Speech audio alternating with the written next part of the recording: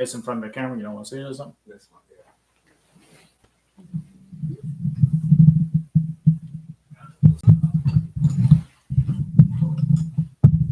It's all good. Welcome to Mick on the Move, everybody. This is your boy Mick, live with everybody's favorite co-host, Keisa Baby. Keisa Baby cannot be with us today, so but we do miss her and wish her well wishes wherever she is. So today we came together to discuss the topic of what I heard you say, which is the wrap up of the season 2 of Mick on the Move series, Black Men Stop Dating Until You've Done the Work to Heal Yourselves, as well as the series Black Women Stop Dating Until You've Done the Work to Heal Yourselves. So today we came into one space to share our experience as we continue on this journey towards healing. Before we get started, we're going to learn, we're going to be introduced to everybody, but I want to introduce our in-house resident therapist, Monroe Howard. So Monroe is here. He's going to help us answer some questions, as well as give us some further practices on this journey towards healing. So before we get started, again, my name is Mick. I am the host of the series, Black Men Stop Dating, Black Women Stop Dating Until You've done the work to heal yourselves. And you can find me on IG at @4McNation.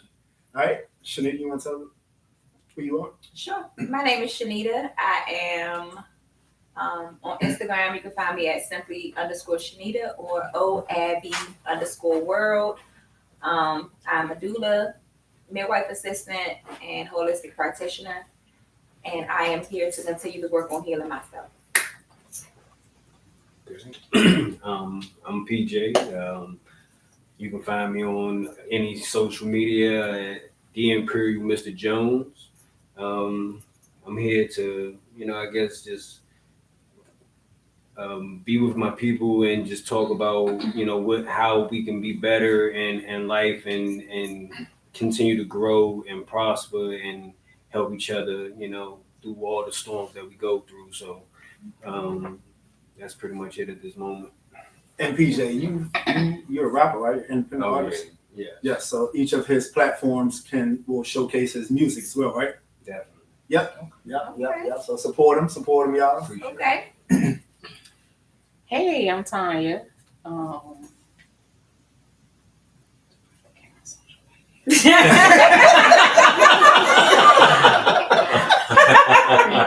you ain't.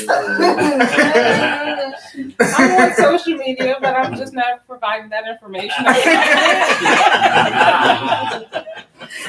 I'm here to continue discussing my healing process. And yeah. Oh, good. Welcome. I'm Bobby. You can't find me on any social media, so that's probably why you can barely see me in the corner of the screen. You can look me up on the social media. I am not there. I don't have any social media, which is fine.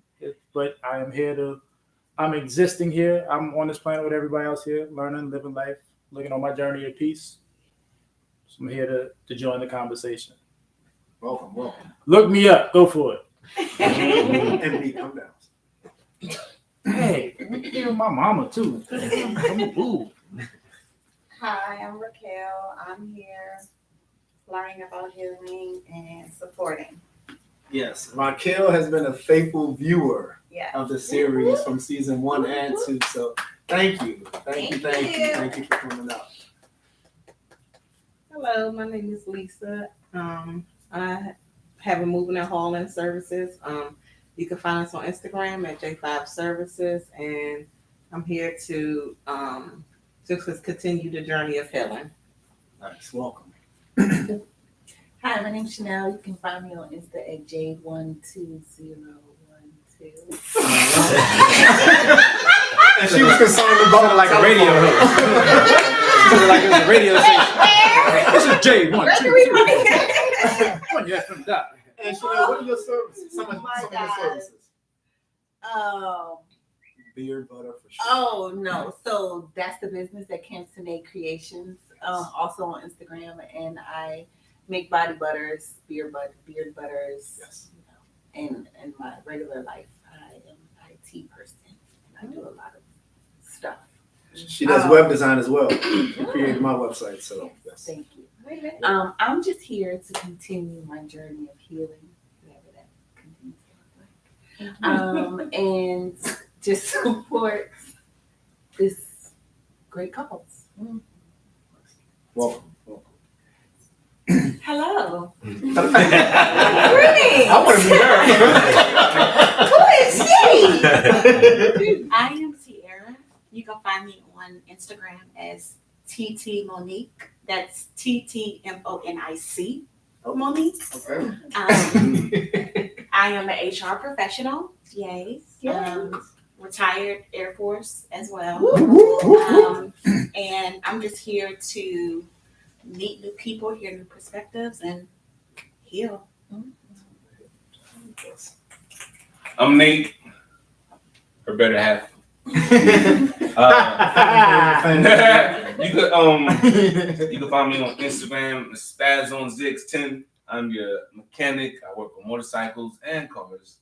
I'm also here to take away from what everybody's throwing down. I always feel like you can always learn and continue to learn and continue to heal, even if you are or are not in a relationship. So that's what I'm here for. My name is Monroe Howard. I am 2 years in here in the DMV, originally from California. So glad to be in this space today, here with Mick and everyone else. I'm a licensed psychotherapist. I work in an all-Black private practice, hearts and mind counseling, licensed here in Maryland and Virginia. I teach part-time at Montgomery College in the behavioral health department. And yeah, Instagram, you can find me. My personal Instagram page is he_smiles. I like to smile. So he_smiles. And then if you're interested in any type of counseling or therapeutic services, our website for our private practice is www.heartsinmindcounseling.com. So check us out.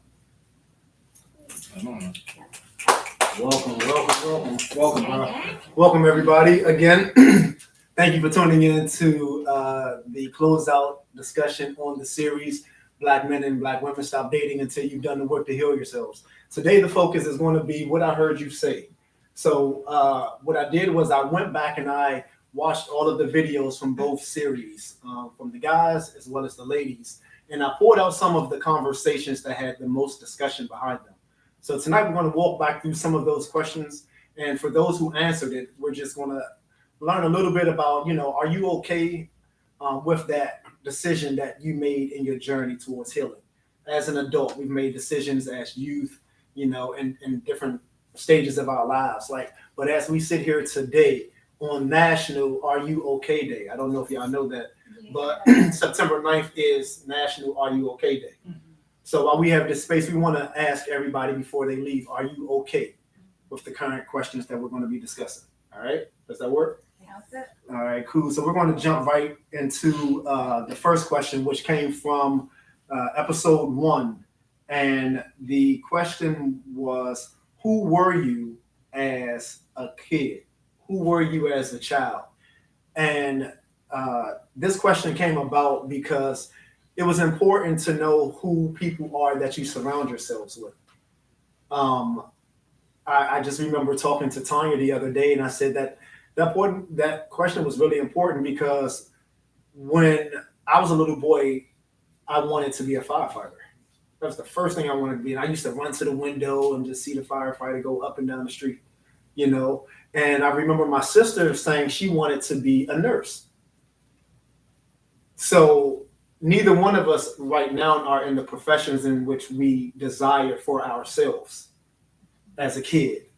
But I think that it's so important because to understand, who we were as a kid, because it helps us be able to look beyond who we see people as today.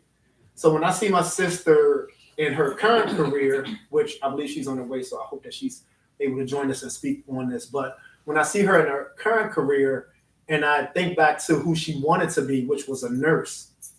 She wanted to be a nurse. So when I see her, I'm thinking someone who wants to help, someone who wants to assist, to offer healing, So I think that sometimes that's the important factor here.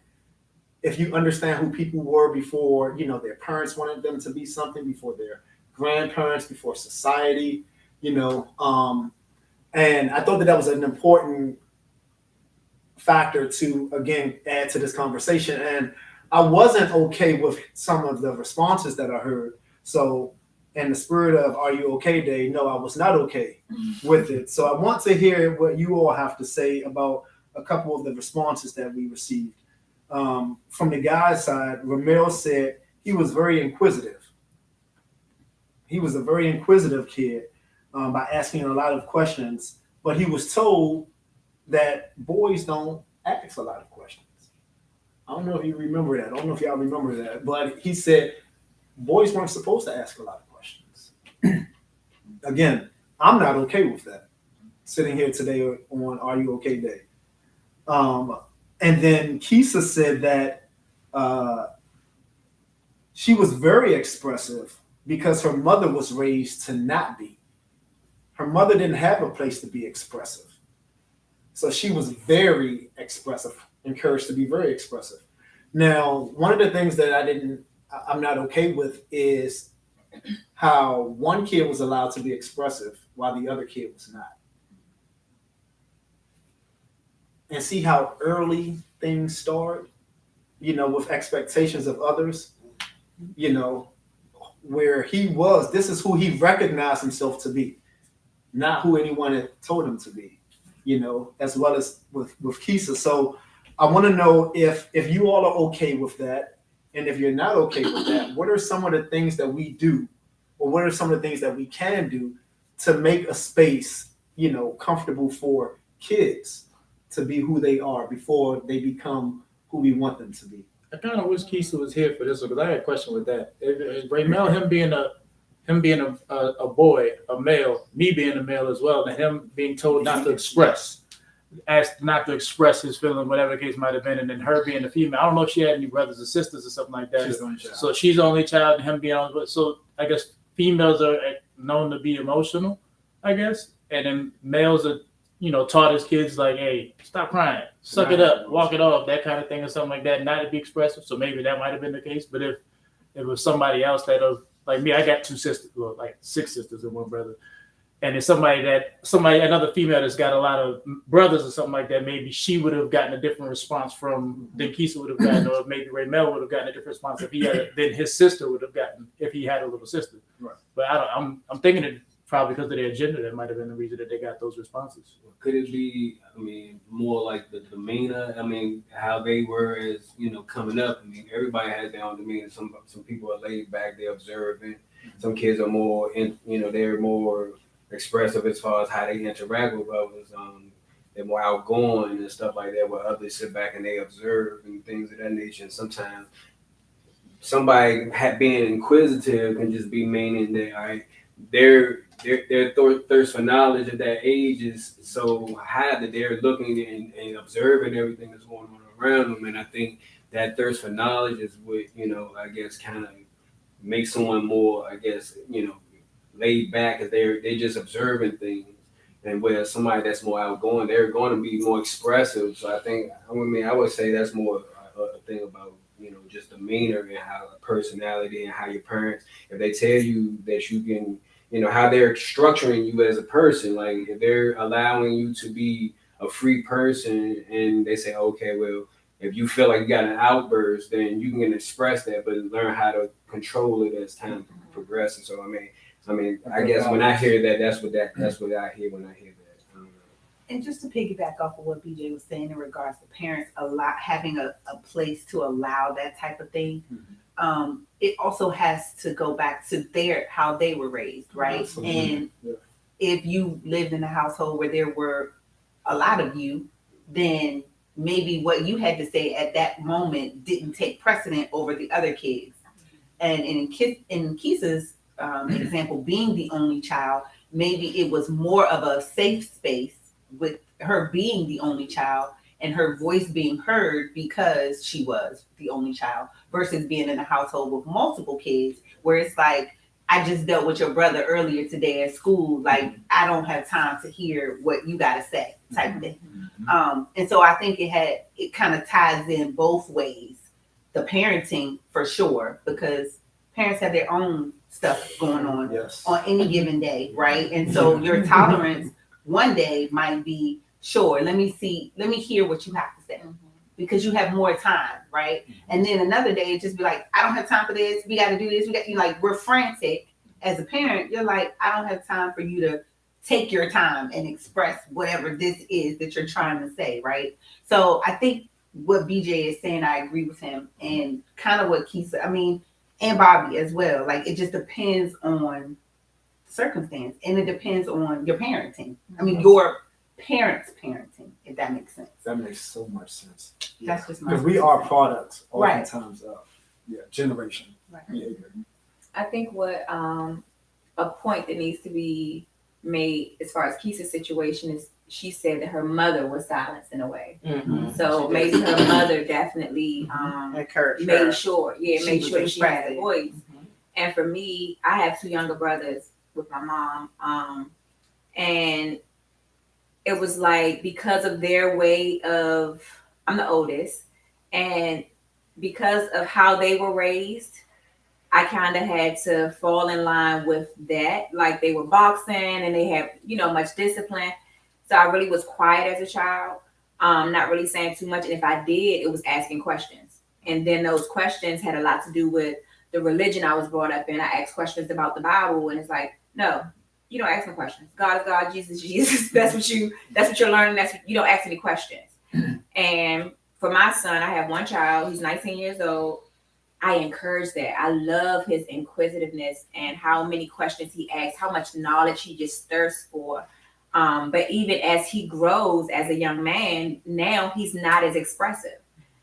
Only with me is he feeling comfortable or have the space to just talk. But in other arenas, he just is mild-mannered, very observant. So I feel like it could really be, not that I want to put it like on a gender per se, but it's more so in my observation that men are more observant or not as expressive when it comes to even expressing their emotions. Like, women are more expressive with their emotions, however they choose to display it, but men are more laid back when it comes to expressing themselves. That's just my opinion. No, fact. Anyone want to chime in on that one? And before we come over to Monroe, I know part of Tanya's response was she didn't know. And I believe that we fall into that category also, not necessarily knowing who we were, because at such an early age, we became who people wanted us to be. And then you begin to grow outside of who you thought you were because of who people told you that you were. Tanya, did you want to add anything else to that? Maybe like what age, and I wasn't down there with you all, so maybe what age did you begin to kind of morph and understand who you were or who you are to this day? Still questionable. Can you just speak up this? It's still questionable, even just saying who I am today. Just because it's still a lot of unresolved trauma I have that I'm still in the process of healing from. And a lot of it is childhood trauma. So maybe once I finish fighting that journey, I'll have more of a clearer answer. But it's really still, as an adult, it's still hard to identify exactly who am I.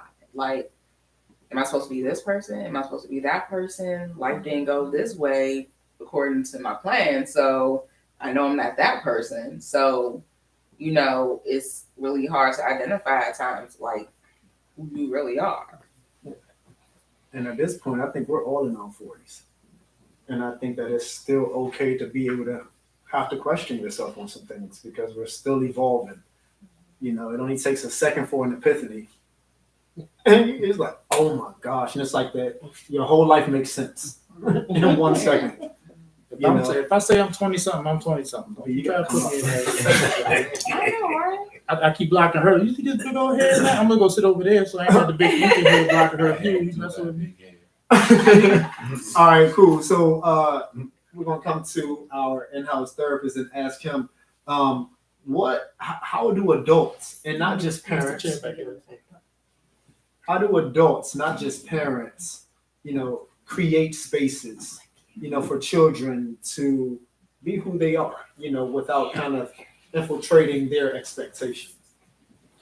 Let me just say, like, I mean, I really all of the responses like resonated, because I think a lot of things that came out, and this will go into my response to that question. A lot of things that came out is like gender norms, socialization, conditioning, and then like in terms of like parent trauma that then is kind of like imposed upon the child, or parent experiences, should I say, that are imposed upon the child. Like all of those things I think are like important things to recognize. There's a book, his name is How, I think it is Howe, but it's called The Mask of Masculinity. And when I work with men, a lot of times I recommend this book because one of the masks of masculinity is the know-it-all mask. So when we're talking about men not being encouraged to ask too many questions, a lot of times the conditioning is that you need to know it. You need to already know it, and that asking a question or seeming like you don't know it, or that you're unsure in some way, like is an attack or an assault on your masculinity. So a lot of times I brought that out because the socialization and the gender norms start in the womb, like the way in which people talk to maybe the parent's belly, right? And talking about what this child is going to be, especially if they know the gender of the child. So I see that a lot that happens even before that child comes into this world. So those are things that we like definitely want to pay attention to, because then kind of segueing into like, how do we make space as parents? I'm not a parent yet, but how do we make space for our children to be themselves and be free? The first thing is that I'm always like, look inward, like with you as a parent. First of all, recognizing, I think a lot of times the title of the parent comes with so much weight in terms of you got to know it all. You have to, you know what I'm saying, have to be perfect. And I'm sure with the parents too, it's just like, I got this human being that is completely dependent upon me. So that's a lot of pressure. And what it does is that then sometimes it really starts to creep in on your own humanity. And sometimes you start to negate the things that you went through, and being able to actually sit with that and process that. And when we don't do that, then it actually still comes out in the way in which we parent. So I always say, when we're thinking about like how we're interacting with other people, if it's your child, if it's in a relationship with a partner or friends or family, like sitting with yourself to really start to kind of, as you said, kind of deal with your own trauma, your own childhood trauma or personal traumas, is a great way to then be aware when you might be imposing or unintentionally passing things on in your relationships. So I would say that. I would say too, in terms of just like making the space, is just encouraging a child to be a child, encouraging a child to explore, encouraging a child to be curious. One of the things that happens is that we impose fear and we impose limitations on our children almost early on, right? Now, again, in understanding the role of a parent, you are there to be that child's protector, but sometimes in that we kind of stunt the opportunity for that child to actually learn and grow and be curious and figure out and understand. Because as his brother said, PJ was talking about, just in current, like the different demeanors, right? Because some of us are introverts, some of us are extroverts, some of us are in between, right? But children a lot of times don't get an opportunity to be able to like fully explore that for themselves, because somebody is always constantly like, don't do that, no, don't say that, no, and you can put the labels on it. This type of person doesn't do that, or you ain't going to be this, or you're not going to be that, or whatever. And so just being mindful and aware of like when we are projecting, absolutely. But then also when we are putting like these boundaries and limitations on our children that don't give them the opportunity. And now, before anybody out there says, oh, Monroe, you just talking about just free for all. Absolutely not. My mama was real clear on what you gonna do and what you ain't gonna do in this house, and about respect. But there was an opportunity for me to be expressive, for me to make mistakes, for me to try things, for me to say that ain't really what I'm feeling. Her only requirement was try it. right? But sometimes we force this, no, you don't like this because maybe that's the tradition of what you did or what the family did or whatever. So that's what I'll say. Awesome. Thank you. Right. Thank you. Anyone else want to chime in? Are we okay with that mindset today? And if not, what are some of the things that we can do? You know, we were all told not to when we were kids too much. A lot of that actually is weird. Because if I guess you hear at one point, you heard it a lot of times. I guess you might have done a lot of things that you shouldn't have done as a kid, and you got your mother either had to or father had to reiterate it to you too many times to the point where it stuck to you. So, and in his absence, like Ray Mel hearing his, he shouldn't be expressive or something like that. Maybe it was because he heard that too many times and it stuck with him or something like that. But we've been told a lot to stop doing this, don't do this, don't do that. But as you keep hearing a lot of that, it's not a lot of us from being able to, as you say, as you grow to be able to experience life and understand and try things out. How do you help a person, an adult, who's had these childhood boundaries put on them to begin to tear down their own walls? Because I hear people say they have to come in and tear down a wall that I built, meaning other people that they're dating, friends, whoever. So what encouragement do you offer? Yeah. And what practices, if any?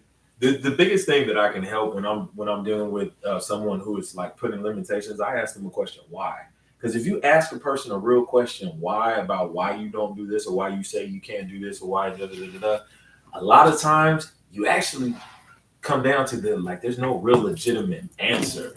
And some of the answers was because somebody said so. My mama said so. You know what I'm saying? Or we heard it from our parents. It was like, because I said so. But there was no actual there was no legitimacy to just why this can't be. So when I'm working with somebody who's I encourage them first to ask themselves the question why.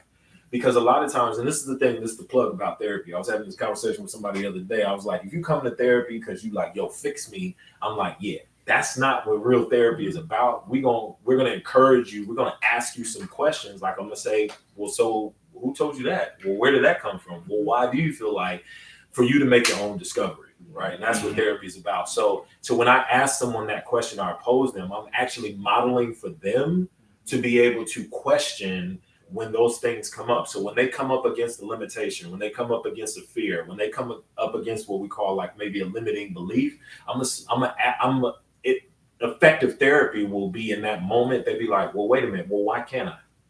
And if I can't come up with a legitimate reason why that's like based in some fact or like based in some like something that like is real for me, then I'm going to say, well, actually, no, I can't.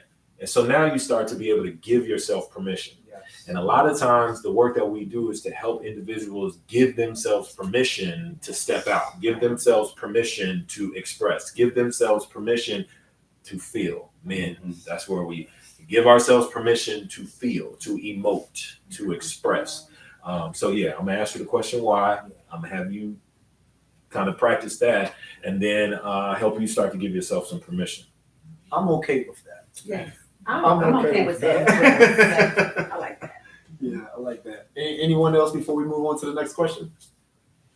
Awesome answers, awesome feedback, y'all. Nobody following up that there. We could just go home then. All right, the next question is, will you raise your sons and your daughters the way you were raised? We had a lot of conversation off of that one. And Amid, who's absent from us today, but Amid says sometimes he's his dad and sometimes he is not, because he has learned from some of the things that his dad projected on him as a kid. So he says, sometimes I realize that the way I chastise, I'm just like my dad. But if I'm able to have a conscious decision, then I'm not. I'm not my dad.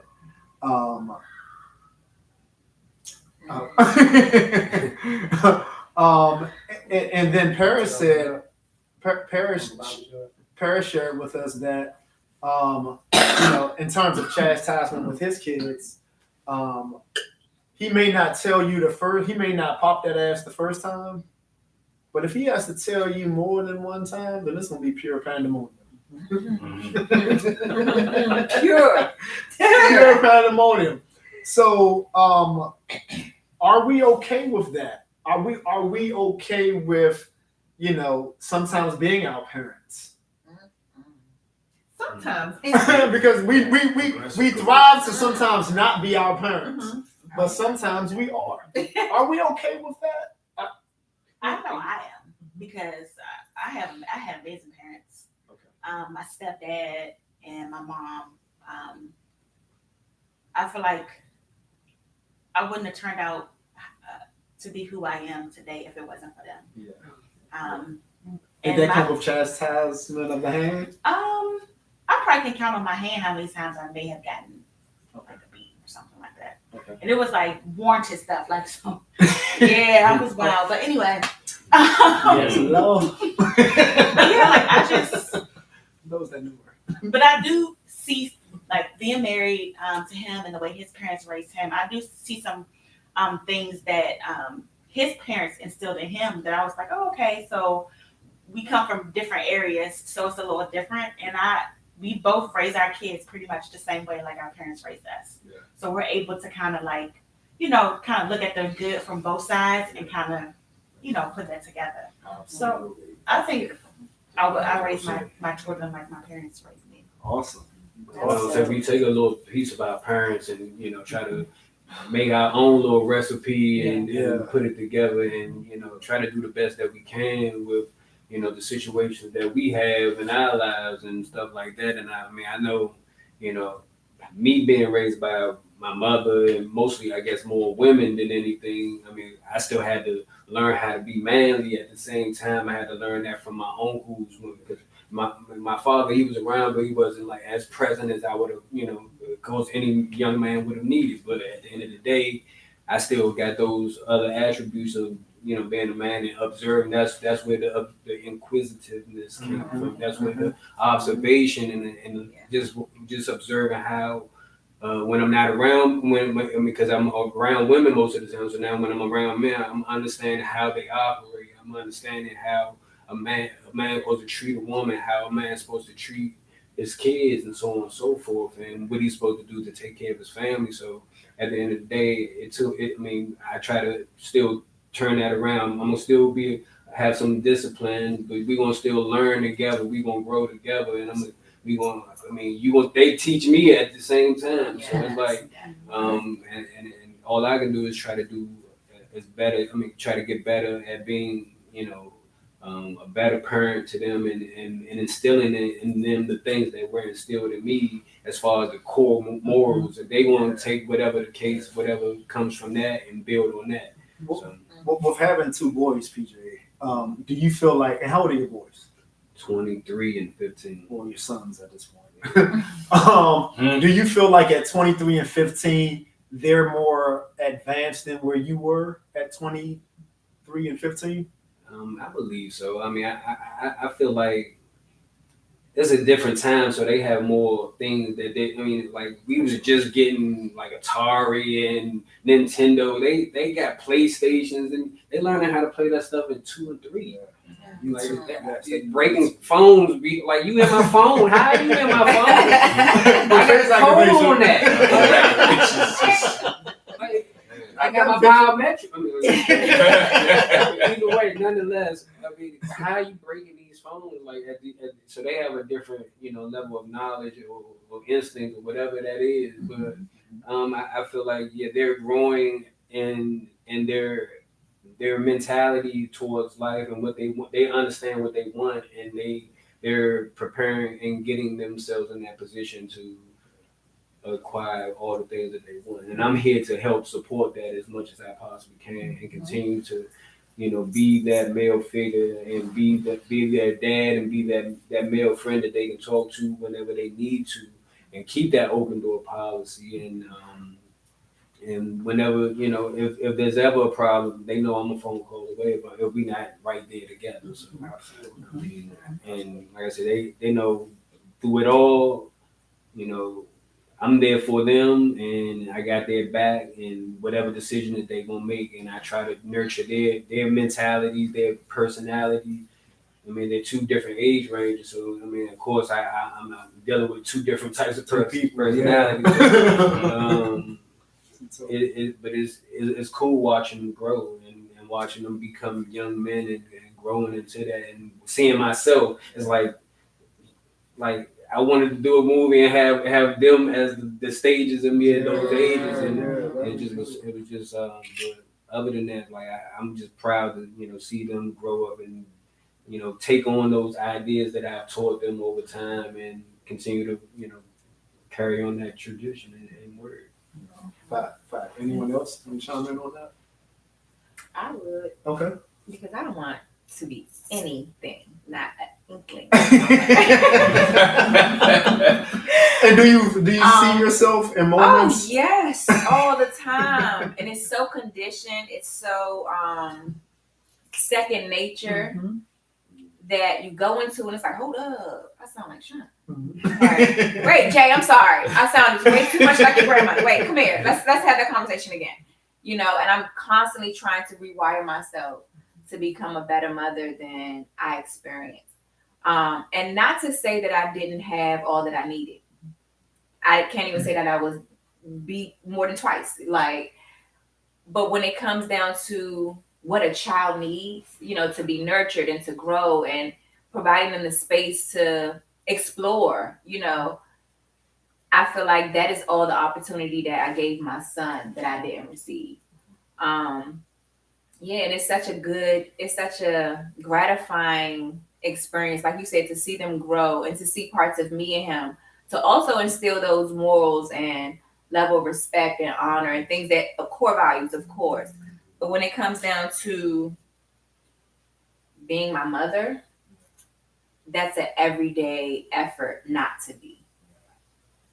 Yeah, that's my experience. And I would just say, right, if we were talking and we were having that conversation, and I don't know how much exploration you've done about the impact that it had on you, right? But that would be something, again, where I'm saying as parents, to be able to take that time that you need to actually tend to your inner child. Because I think y'all have so much you got to do. You providing for, and I think it's neglecting a lot of times that work that you still need, that comfort, that validation that you may still need, and so to maybe give you some time to really fully process and explore what that experience was for you. Why you are so opposed to repeating that process. That's where it came from, the inner child healing. During that childhood trauma, man, when you really go back to explore it and you really feel like, for me personally, I did not remember a lot of my childhood. And that was why don't I recall a lot of my childhood, even things that my cousins say that we experienced together or my siblings? It was not coming to me. And I realized that I suppressed so much as a child that I didn't want to remember until I told myself that I was ready. And I started doing work and different practices, chanting and things like that. And things came back crystal clear, so clear. And it was like, oh, this is why I don't remember it. This is why I have suppressed it. And making a conscious effort to actually heal from that. Heal little Shanita, from all those things that she had to endure. And to also put an effort into making sure my son doesn't have to experience that type of neglect, pain, abuse, or whatever it is that I experienced. But yeah, that's what triggered it all, that inner child work. And there's two, because sometimes we'll say them as synonymous, but that suppression is a conscious effort. Like when you are suppressing something, I am telling myself, do not, nope, compartmentalize. Yes. I'm not going to feel. You're making a conscious effort. Repression is when it is actually happening subconsciously. So when you were talking about blocking out, I'm like, damn, why can't I remember that or whatever? There's certain traumas. There are certain traumas that happen where literally your defense mechanism does not allow you to access that until you do the work that you were talking about in some of these ways. And sometimes that comes through spirituality. Sometimes that may come through therapeutic work or whatever like that. But there is a difference. So some of us are really dealing with repressed memories where like those things we're not even conscious of where they came from. But then we are actively suppressing things. We are actively telling ourselves, do not go there. You will not go there for a myriad of reasons. Wow. Right. So That was valid. Like you just made it was an aha moment. The childhood trauma was repression. And some things that I suppressed. My son dad died when he was 5 in 2009. And I consciously made that decision to suppress that. Damn, that's the difference. Wow. Thank you. Are y'all okay with that? I'm okay. Damn, okay. All right, cool, great feedback, great healing tactics. We're going to move on to the next question, which is still under will you raise your children the way that you were raised? And all of that came from just the male's perspective. The females was not this Shanita, but another Shanita who's not too far away. I was hoping that she'd be here, but she said that she felt like her mama's problems became her problems as a kid. To why she would not raise her kids the way that she was raised. She said that her mom worked a couple jobs and she found herself having to grow up quick. While her mama was at work, she was home cooking, taking care of the house. And I was going to ask her, is she okay today with that? Because sometimes we see things, we see the negative at an early age, but then we have a chance to live life. And now she has a daughter.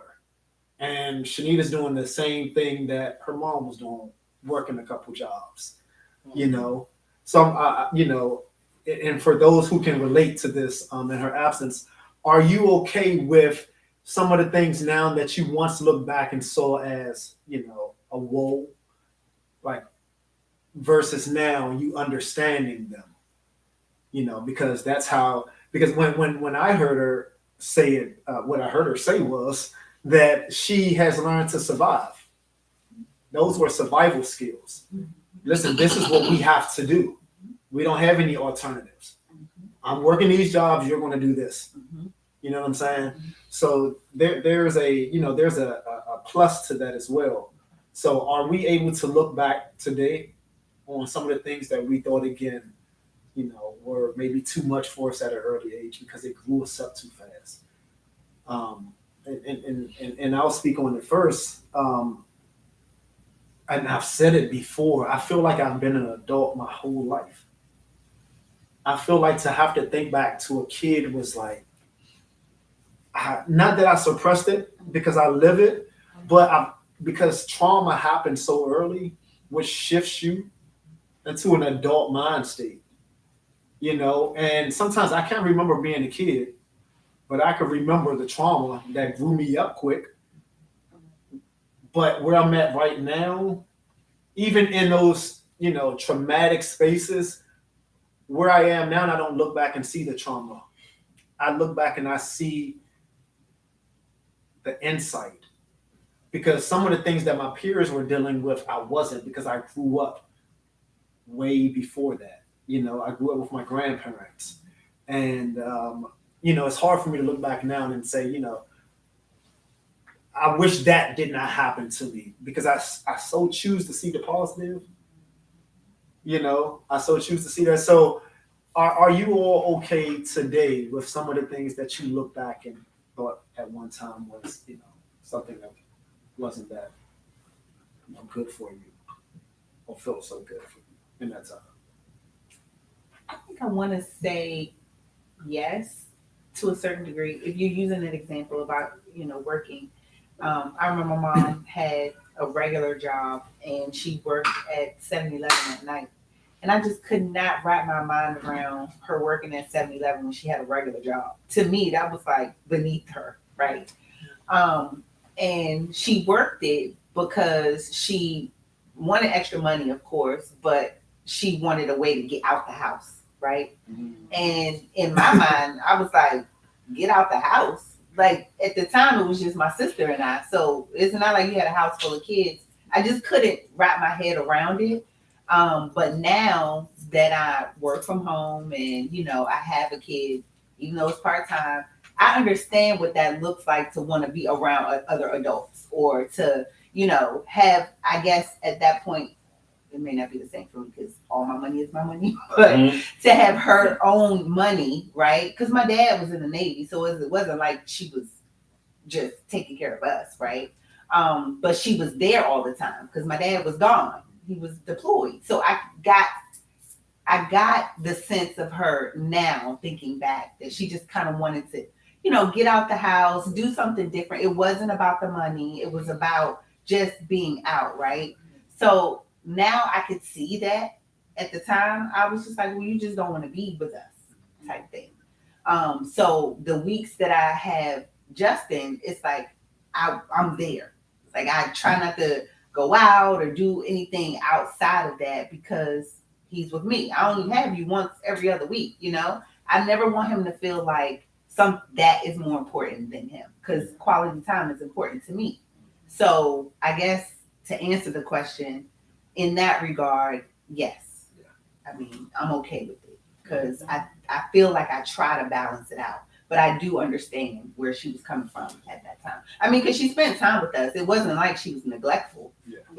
I just couldn't understand her working all day, being gone all day, and then working another job. It just didn't make sense to me. At 7-Eleven for that. You know. You know what 7-Eleven. I know. I mean, at that point, I was probably like 10, 11, 12, you know, at that time. So it just didn't make sense to me. And did you ever All take the free Slurpees? None of that made sense. She only worked there for the coffee. You was getting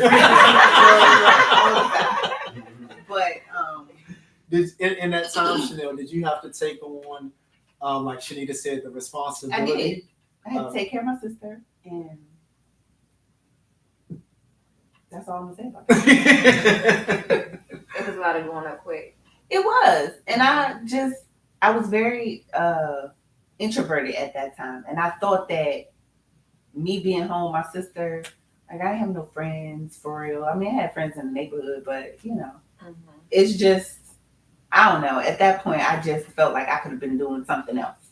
I don't know what that something else could have been, but I didn't want to be home watching my sister. That's how I felt. So I guess even at that early age, I was always a free bird type person. I wanted to be out. I just didn't. She kept you in the house watching your sister, so you was out in the streets doing all the stuff that you would have thought you could have been able to do to be able to provide and take care of yourself. To be grown early. Like you looked after your sister. That was, I think that was my mother's way of keeping me from being out in the street, either selling drugs or pushing, do whatever it was I could have been doing, but being in the house looking after my little sisters. And that's what I meant. Like you see, that's a perspective that you're now seeing. But as a kid, sometimes we just see that you don't want us to. I'm trapped. Yeah, I'm trying. But the entrepreneurs we could have been from if we would have been out in the streets and all that stuff like that, where we could have been in life now, who knows the possibilities. That's one of those, I guess, the multiverse type things. Is like that. We just took this route instead of taking that one, the game of life. You're going to college, you're going from school straight into the job, you know, career life. But where would you have been? Anyone want to chime in? Lisa, you smiling? You want to chime in? You good? No, I agree. Like what Shanita said. Like now, as you're older now, you understand. So you try to bring the good out of the situation and not try to look at it as a negative situation. Yeah. Especially as parents. I would imagine y'all as parents. Oof. Can I throw something like for as far as society and Please, absolutely. I think with that part of it, sometimes Which part? I mean, as far as parenting, Okay. like and people looking back at their childhood and things of that nature, they have a tendency to be a little more lax on their children or more.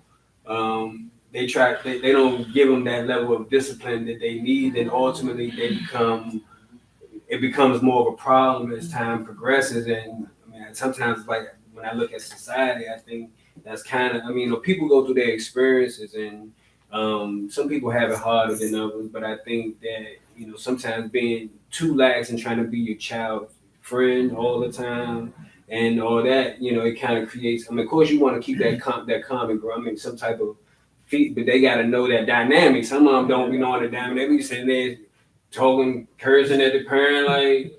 I'm like, whoa, slapped me 5 minutes ago.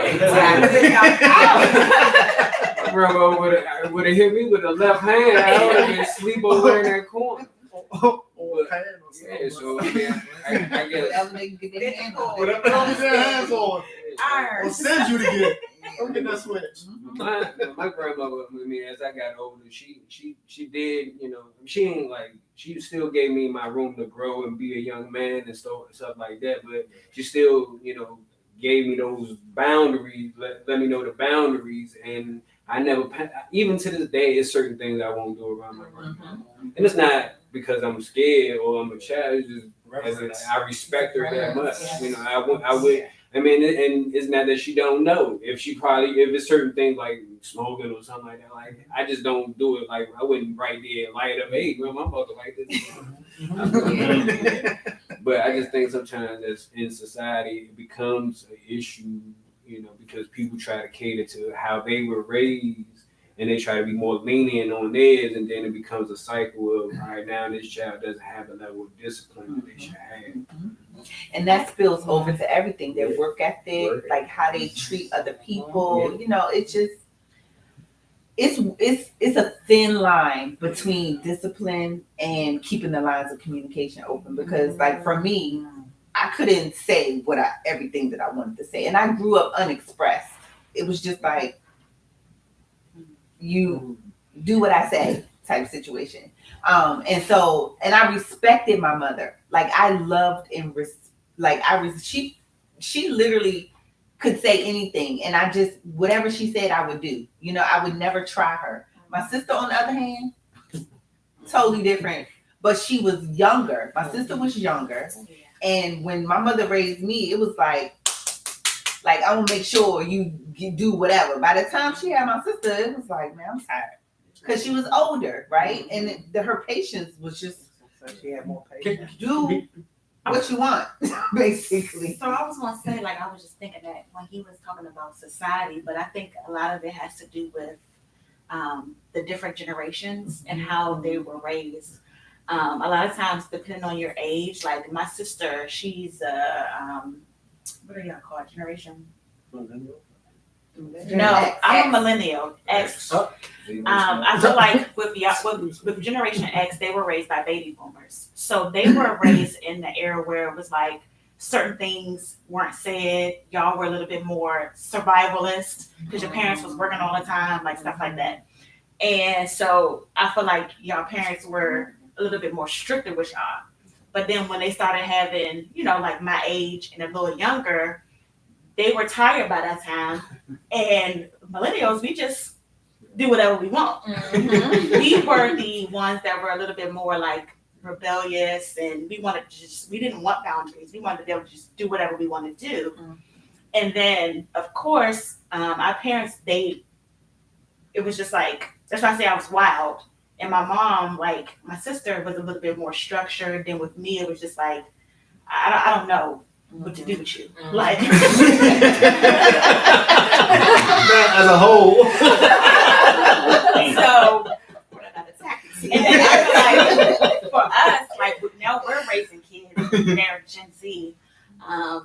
They're like 10 times more rebellious than us because they have so much access to like everything. Mm-hmm. So we have to figure out like how we raise them, still be able to not really set boundaries because we didn't like them, but how to let them like kind of explore and be able to express themselves and do the things that they do, but still kind of keep them not kind of going off too far. You know what I mean? So it's so with both of them being Generation Z, you see X.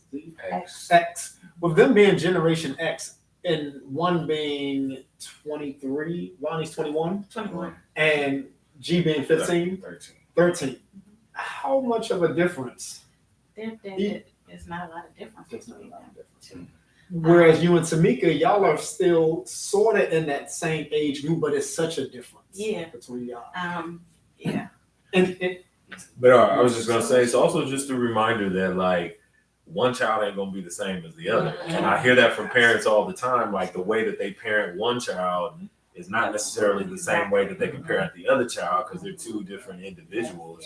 And when I worked in K-12 education before I became a therapist, and one of the things we used to train staff on is like, like teachers, you got to differentiate your lesson plan because everybody doesn't learn the same way in your classroom. So you got some auditory learners, you got tactile learners, right? You got visual learners. So when you're doing your lesson plan, make sure something's on the board, make sure you repeat it a few times, make sure that there's some manipulatives because you need to be able to kind of touch the way in which that person learns, that child learns. So, and so to say that, like, also in dealing with, one child from another, inherently, they just, it may be different and it may challenge that for parents who are already stretched to be like, damn, I thought I had the blueprint. And then now here you come along and That's what I don't know what to do with you. I don't know what to do with you. So some of that burnout might also just be from the fact of like, I thought I had this thing down and then now I'm dealing with a different personality. I'm dealing with a different type. So, because I see that a lot because that's how you get the children who are raised in the same household but have two different kind of pathways. And you're like, we had the same parents. It's 5 of us, and we all are like totally different. Like totally same parents. All of us have the same parents, but we all are like totally different. But it's because our parents. I understand now. It's because our parents were at different stages of their life, and they were learning and growing and trying to figure stuff out. So it's different for each. So, because the same person that raised me is not the same person that raised Right. It's like grandparents. Grandparents gonna be a lot more lenient on their grades. Man, yes. Opposed to how they raising their kids. Yes. They like, Oh, you can have all the candy you want. no, you can't have no candy. No candy. No juice, no candy, nothing. Are you the same person? But they're not. Though. Even at 40, it's like, I still want the candy.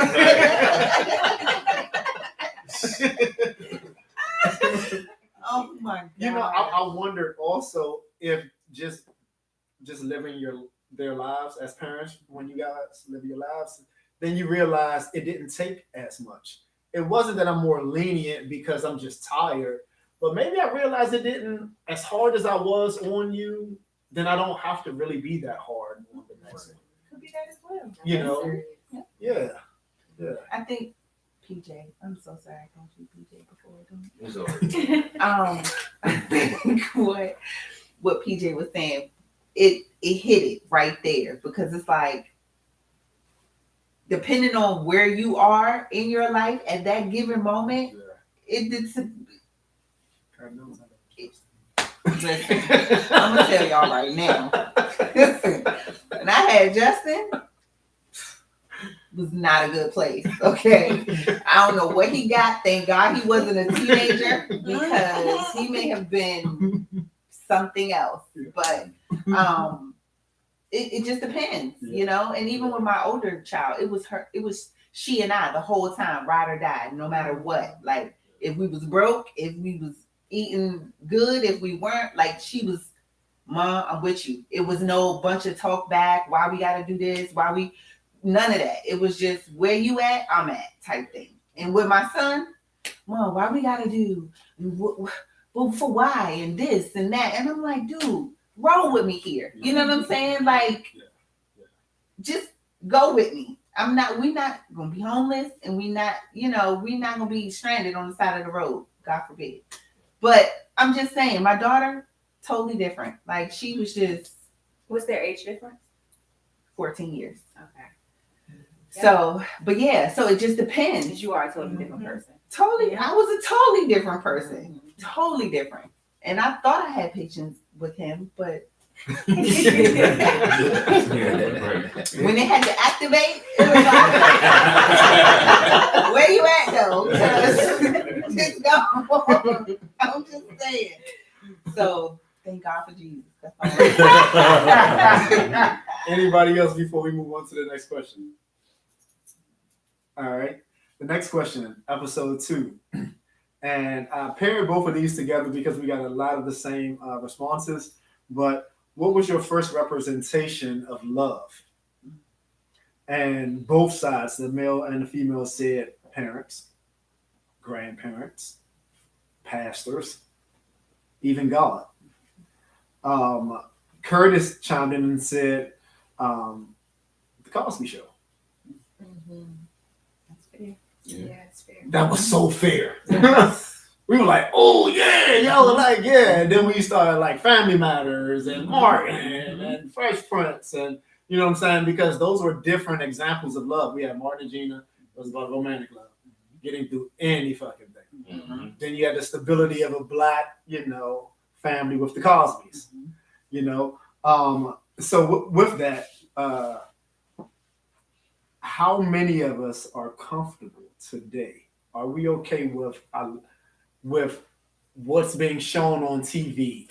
No. Raising, Absolutely not. Where is it? It's called a program. for a raising reason. our kids. No. The program does is kids. So we're saying that we're not okay. I'm not okay. with Okay. I'm not. Okay, so you want to share with what you're not okay with, and then figure out in this space what we can do to a solution for that space. Stop watching TV. I don't know. That is a There's- factor. That's an option. I noticed that. I guess if television was the program and invited everyone, you say you watched the Cosby Show, you may have watched Martin. These were black shows. I've seen these shows and I looked at it all as it was entertainment. But one of the biggest shows that I actually watched when I was a kid, and I thought it was funny, but I thought it was probably the way life is supposed to be. Married with Children. I was about to say.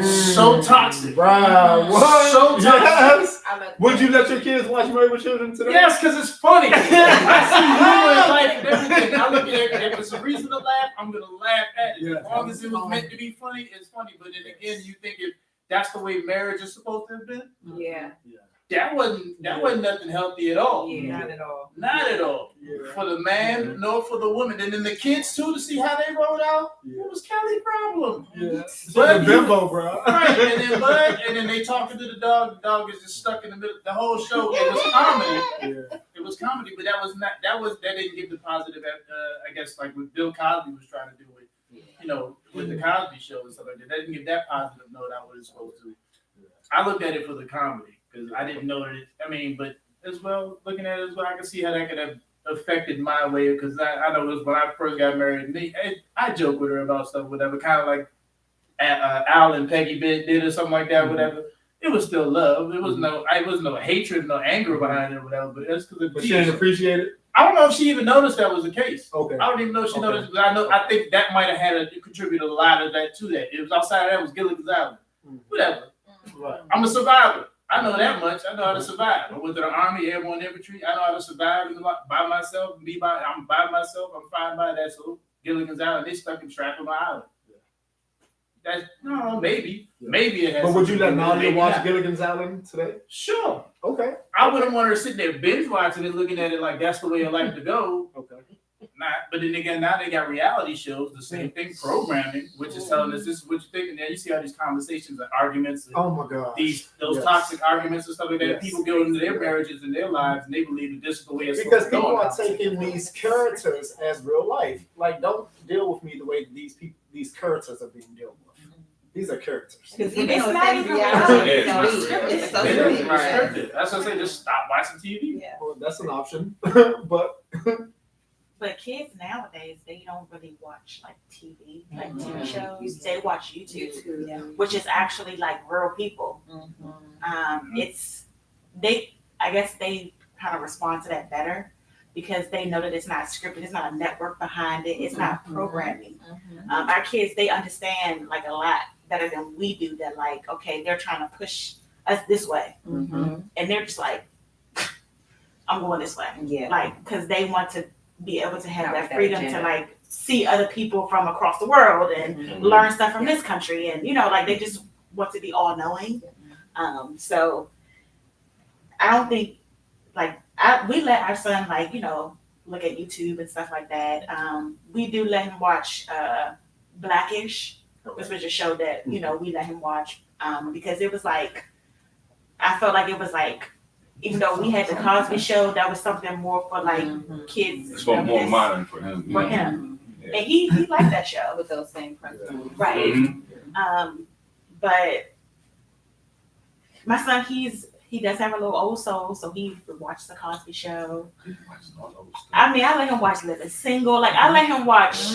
He likes stuff like that. Like, that's just, he likes the old school shows, Different World. Like, Oh wow. he that's just him. I mean, even older music, that's him. That's actually both of my kids, because they both, when we went to the African American History Museum, when we got to like the modern stuff, they was like, man, we wish we was born in the 80s and the 90s, because y'all had the best music, and Oh wow. you know, like I had Tupac and this person and that person. So they do like some of the things that we do, but then you have their modern stuff. So we let them watch. You think they I think like? our You think they like it personalities because you watch gravitate it? us towards certain things. Though. I mean, I think like so. the programming that we do take in, You I think they think our understand? personalities Everybody gravitate. Like you say, he like comedy. Yeah. You know what I mean? Like we all like a little comedy, so I mean that's what kind. Like I've seen kids watching some real crazy shows. I'd be like, "What are you watching?" But it'd be funny as hell. It'd be funny. Some stuff you gotta watch because like And it's also- what are some of the things that you gonna let your children watch now? I know that you said YouTube, but what else? what was that one show that he would watch and we had to stop watching because one of the kids would always do something bad and he would constantly do bad stuff and then the other kid would come try to stop him. I can't remember what it Frozen? was. No. No. And- TV show. Right. It was just like a plain TV show, but it was just like this one character was always doing something bad. And it's just like we're looking at it like, oh, nah. Also like SpongeBob. Yeah. Oh yeah. That was. Who stopped watching? I stopped letting them watch SpongeBob because like cartoons. right, you know. Yeah. That's So it's like, but like there's like this he got so many shows that he used to watch, and it's like the one with the orange face that just pop on the screen and just make weird noises, and he just watching. It was like, like what's the substance? Right. What are you gaining from this? It's like they're not gaining nothing. Just like so, when my son watches YouTube, I don't like it. I understand to a certain extent, but I don't like it because like he's just watching somebody literally just sit there and play a game and talk and say random stuff at times and do random things. It's just like this. I feel like it's messing with his brain because now it's like you're dumbing yourself down watching this because now when you go outside, I would hear him say some of the things. I'm just like,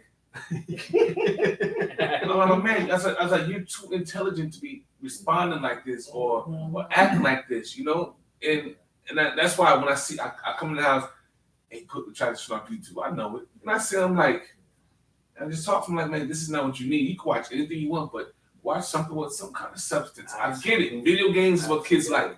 I'm with it. I like to play games to myself.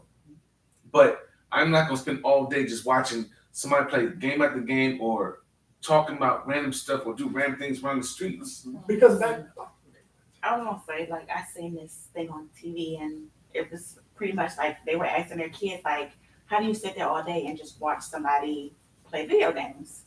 Why don't you like play video games yourself? And record yourself. Yes. And the kid response was, well, you watch people play football. Why don't you go play football?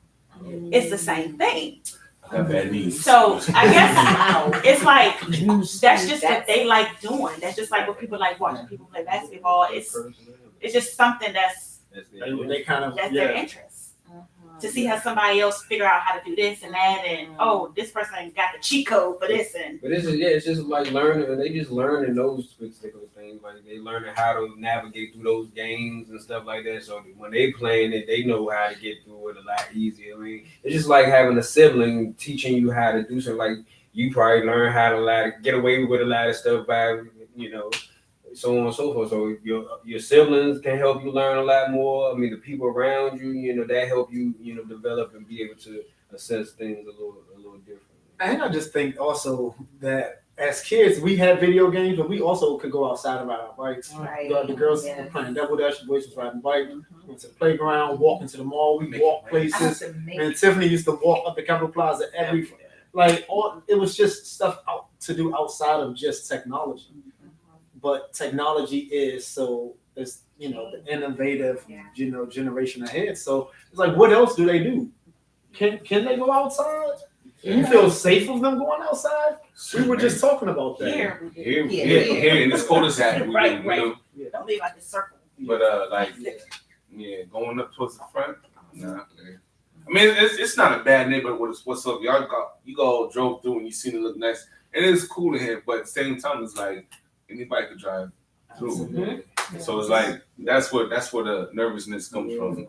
Like just them going to school, just like okay, hey, don't take no candy from nobody. Don't let nobody try to give you anything or tell you to hold something that you shouldn't hold. You know, because just the other day, the kids in his school, my son's 8th grade, kids getting caught with weed in school, and this was happening last year too, and the year before. Like it's so common now to where it's just like it keeps you on your toes. It's just, my mother, they grew up in Southwest DC.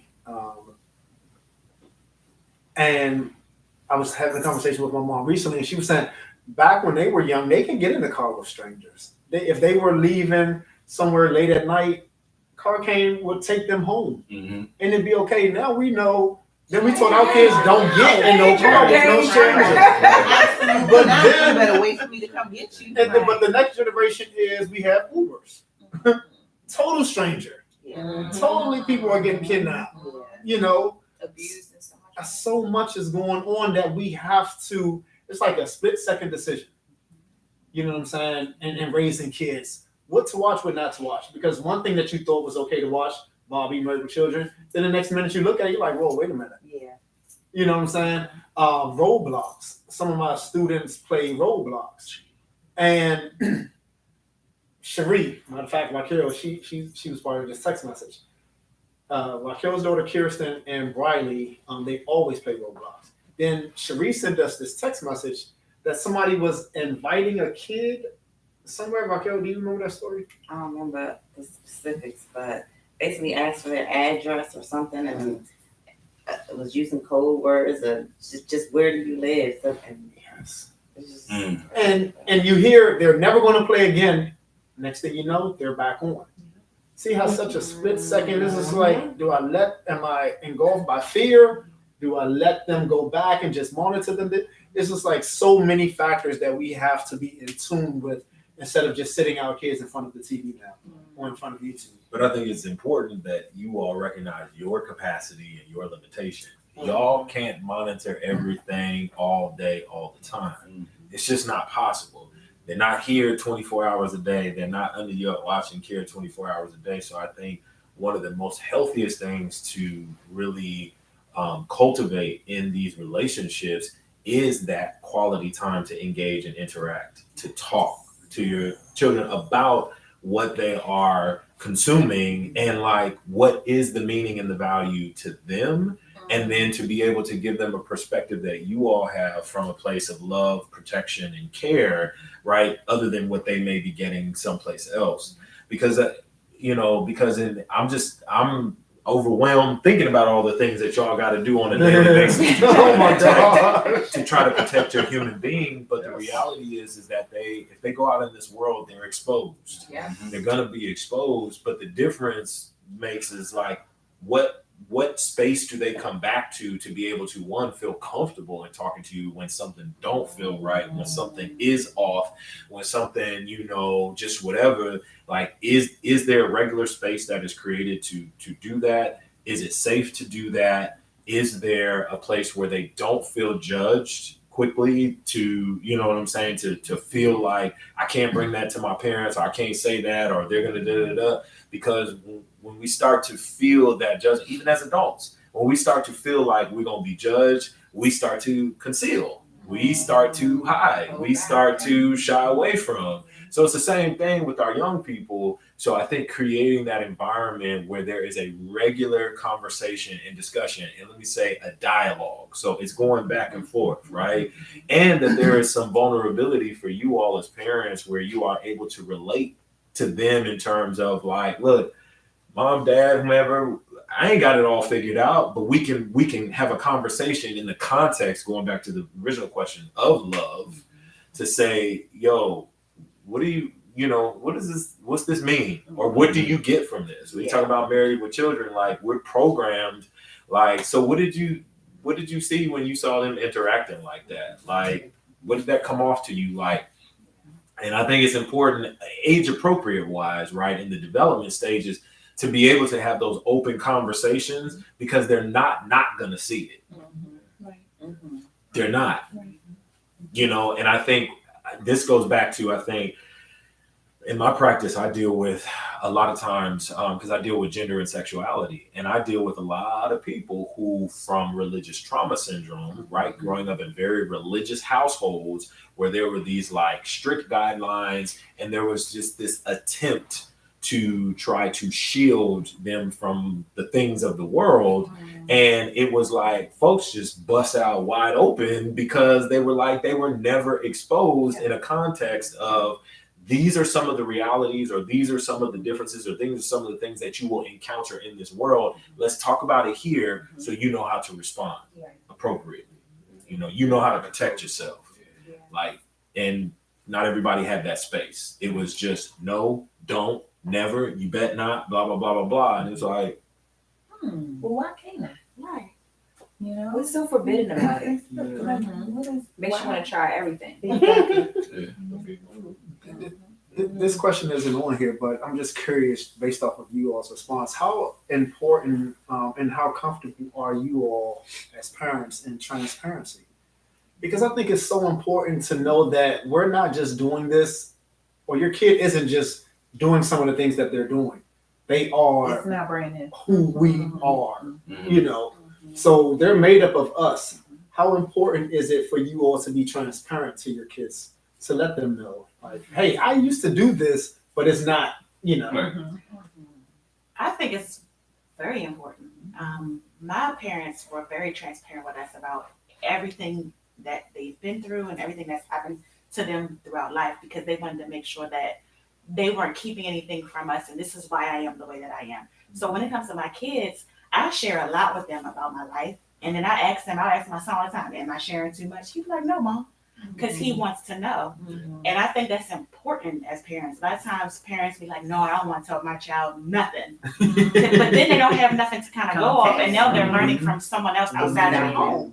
You don't want that. You want to be as transparent as possible with your children so that they understand and they know, so they can kind of, okay, well, Mom said she went through this. They see something, then they know how to respond, or, you know, they'll come and ask you, well, Mom, this happened.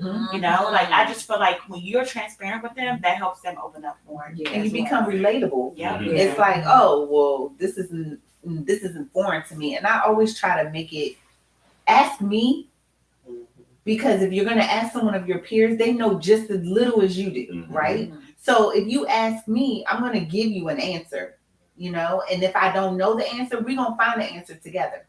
Because I would hate for, and I know raising a boy is different. Tanea made it so easy, Lord. But it was like, Mom, well, this is what I heard and such and such. I don't know about all that, but this is what happened to me, or this is what it was for me. And then if it's, you know, during that time, we would just look it up. It wasn't like I was trying to be like, no, don't do that. No, when it came to sex, I was paranoid because I just did not want a kid. I mean, I didn't want to be a grandma. So I like really was hard on that, because I was like, if you're going to have sex, let's just do birth control. She was like, no, I don't want to do birth control. You know, I don't want to do that. And I had to respect that because it was still her body. But I was like, listen, we're not doing no babies over here. So figure it out. You got the information. We can talk about it openly, but no babies, please. Like, I just don't want that for you, because I just know that having a baby young can restrict you from, you know, doing things that you want to do as an adult, because you're still a kid, you know? So yes, I'm whatever what Tiara said, I totally agree. Transparency. And it supports communication. Yes, absolutely. The earlier you can communicate with your parent, the more you can communicate with the world around you. You know, and if they offer that safe space. And there's a thing too, transparency and vulnerability. Two different things. Because sometimes we'll be transparent, like, this is what I'm thinking.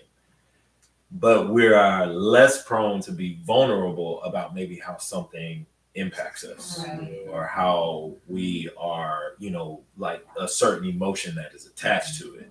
So And vulnerability for so many of us in so many different contexts can be difficult.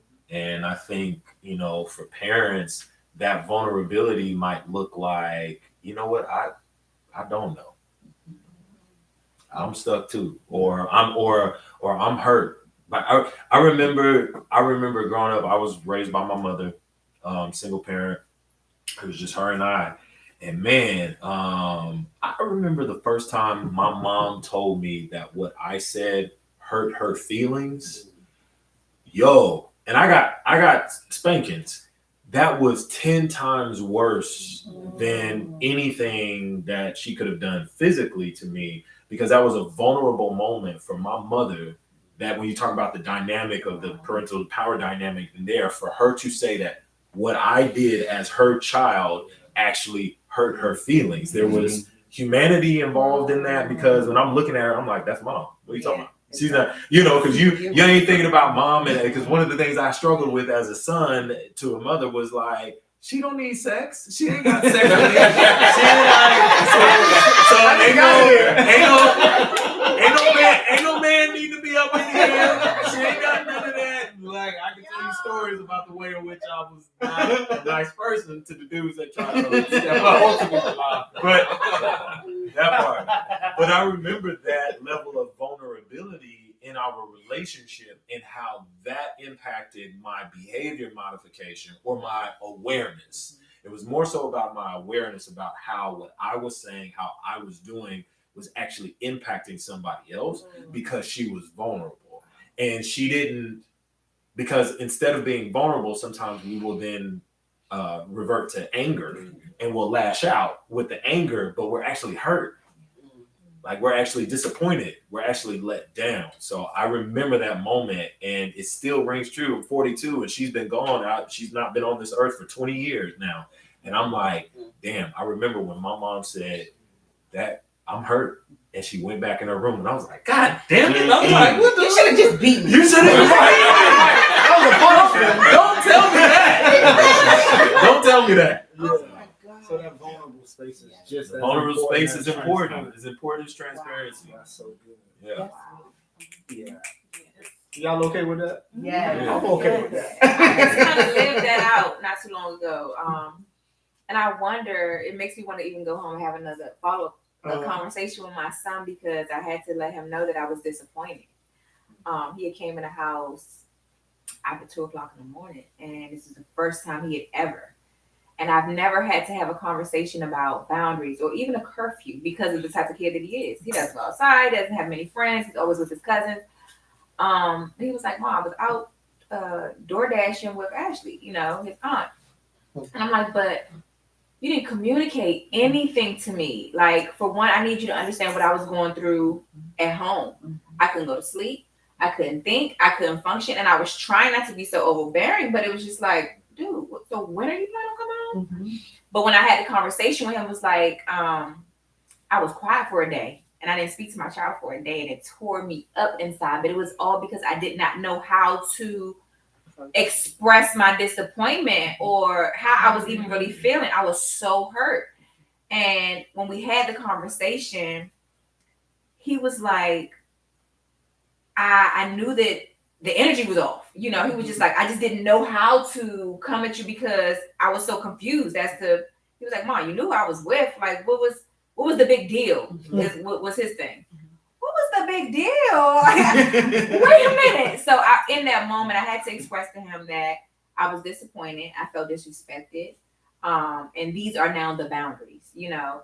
And it went so well, the conversation, but I really want to know, how did that impact him with me letting him know that I was disappointed, or because this was a first for the both of us. So with me expressing that to him, I just would like to know how, you know, how does that make you move differently moving forward? You know? Put them on notice that, you know, I got to be more mindful of how I operate especially at those hours. If I want my mother to be, you know, at peace, knowing that I'm safe and I'm not hurt or, you know, whatever. Because it all really just boils down to communication for me. But I'm gonna challenge that, because PJ's bringing out, like, I heard when you said, like, you couldn't be at peace because like there was almost like you were concerned. Like there was, because I heard you say disappointed, and I'm like, and I get like I get that. I'm sure disappointment usually comes when we have some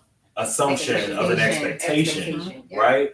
But what I heard when you talking about I'm quiet though, like PJ just brought out like you weren't at peace because you didn't know. I was not. You didn't know where your son was. Is he okay? Is he so even those times everything was coming to my head. 19.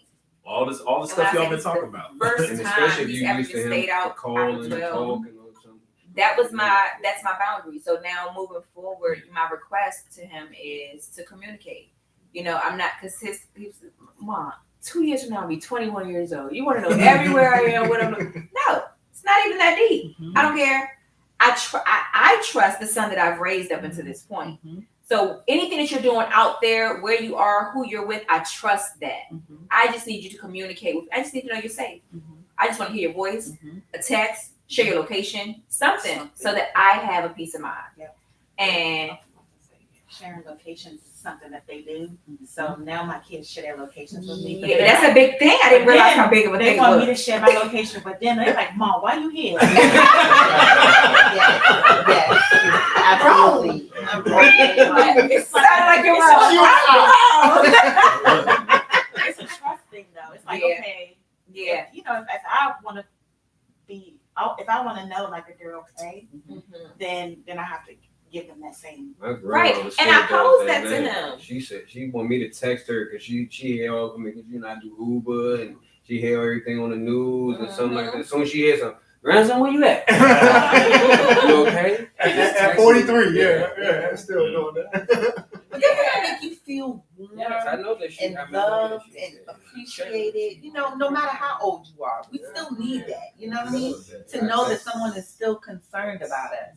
It just, you know. I had to let him know that because I extend that courtesy to you. I never come in the house past a certain hour and you not know where I am. You know, so I just want that reciprocity, you know, in return, just making sure that you keeping me at a peace of mind. You are the only person in this world that can have the worry come over me. I hate to worry. I don't like that. And he knows that. So I literally had to express to him, son, I was worried. I couldn't even go to sleep. And I needed you to, not to put so much pressure or burden on him, but moving forward, please just don't have me go through that again. Right. You know, it's all about setting a boundary of communication for me in that situation. Absolutely. Yeah. So the reason I was going to say, the reason I asked how old he was is the thought of, well, who here's parents know that you're here right now, outside of YouTube, because of the fact that you live here. Whose parents here knows where you are right now? Nobody in this room. As well as your kid, whatever it is they're out doing, because you're out experiencing life right now, being in this room, that kid is out experiencing life. They're out having their fun. They're not really thinking of what it is mommy might be looking for, my girlfriend, my wife might be thinking about, because I'm out enjoying this fun at the moment. At the time that you might be thinking, where you at right now?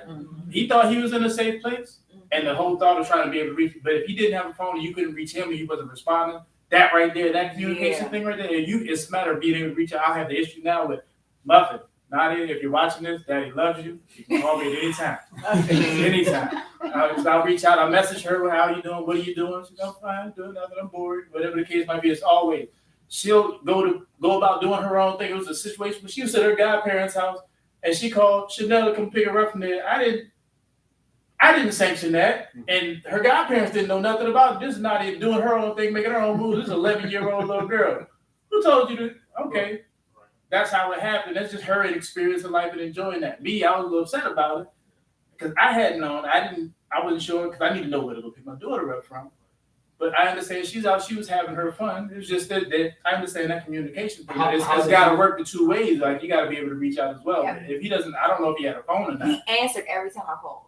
It was me. Like it was really me. He answered Mom, I'm here. He spun me though. Like the first time I called, he's like, I'm at Wendy's. I'll be home soon. Okay. And after having the conversation, it was like after getting into detail, well, after a certain hour, we were like, well, people still ordering. You want to keep doing it? Yeah. Like, why not? Then I called him again. I'm at McDonald's. I just hung up on him. I was like, "Great, bruh, you were just at Wendy's 2 hours ago." That's what made me go to sleep. When you say you'll be home soon, I was able to doze off. Right. And I pop back up 2 hours later and you're not home. And you tell me you're at McDonald's. Share your location, please. Like, just share your location, because that it never even needs to be shared. Mm-hmm. He has never shared his location with me. And for that to be the initiation of share your location, I had to do some work for myself. That day I was quiet, it was all internal for me. You know, my responses and how I came off to him. How is it that he doesn't feel safe or comfortable to come to me in my silence right now? You know, all of that. I did some work. I try to keep it analog. That share your location. If you had that earthquake, what happened when everybody tried to reach out to somebody? Yeah. When you had that earthquake, you try to call anybody. Your cell phone was not working. Share your location. Something happened with these phones. What you gonna do? I said we need to stay close. You know where to go. Have a contingency plan. Something about to happen. Get back to this point. You know this point. Get to my mom's house. Get to my house. Get to this point. But there's got to be a contingency plan. I don't know. I trust that whole share your location thing, because you never know. People hack. They play games. I mean, we grew up in an era where we didn't have all that type of stuff. Right. You gotta check in at 3 o'clock. So, yeah, at a certain amount of time. Beeping you 911. We had to check in after a certain amount of time. If I wasn't home, you ain't gonna catch me till I get home. She used to be, I'm about to go to the street. Where you at? I'd be like, oh, I ain't checking in with nothing, just be gone. I just think after a certain time, it just supposed to be some level of understanding, like that communication. Yeah. All right. I mean, if there wasn't no detailing, all right, I'm doing Uber Eats, and we might end up staying out a little late. Then, or elaborate. If you made that change in the midst of what y'all was doing, all right, Mom, I'm gonna be out a little later. We gonna do some few more runs or whatever. That's exactly what. So I think it's just about the communication ultimately, and just having that good understanding. That's how he recapped it. He's like, so if it were to happen again, as long as I do this or say this or reach out and let you know what's changed. Yes, that's it. That's it. So Jay Sean needed a recap also. Yes. Oh, Can't have an understanding, but I misunderstand it first. Yeah, we heard me say it. okay, I got you. All right, anyone else before we move on to the next question? All right, we only got 2 more questions. The next one is, again, these are some of the questions from the season that got a whole lot of discussion around them. How old were you when you started dating with intention? How old were you when you started dating with intentions? And I pulled Nate's response, and I pulled this shittiness response. I was just thinking, like, were we asking? You know it was. And I'm about to remind you what I heard you say. So Nate said that he didn't start dating with intention.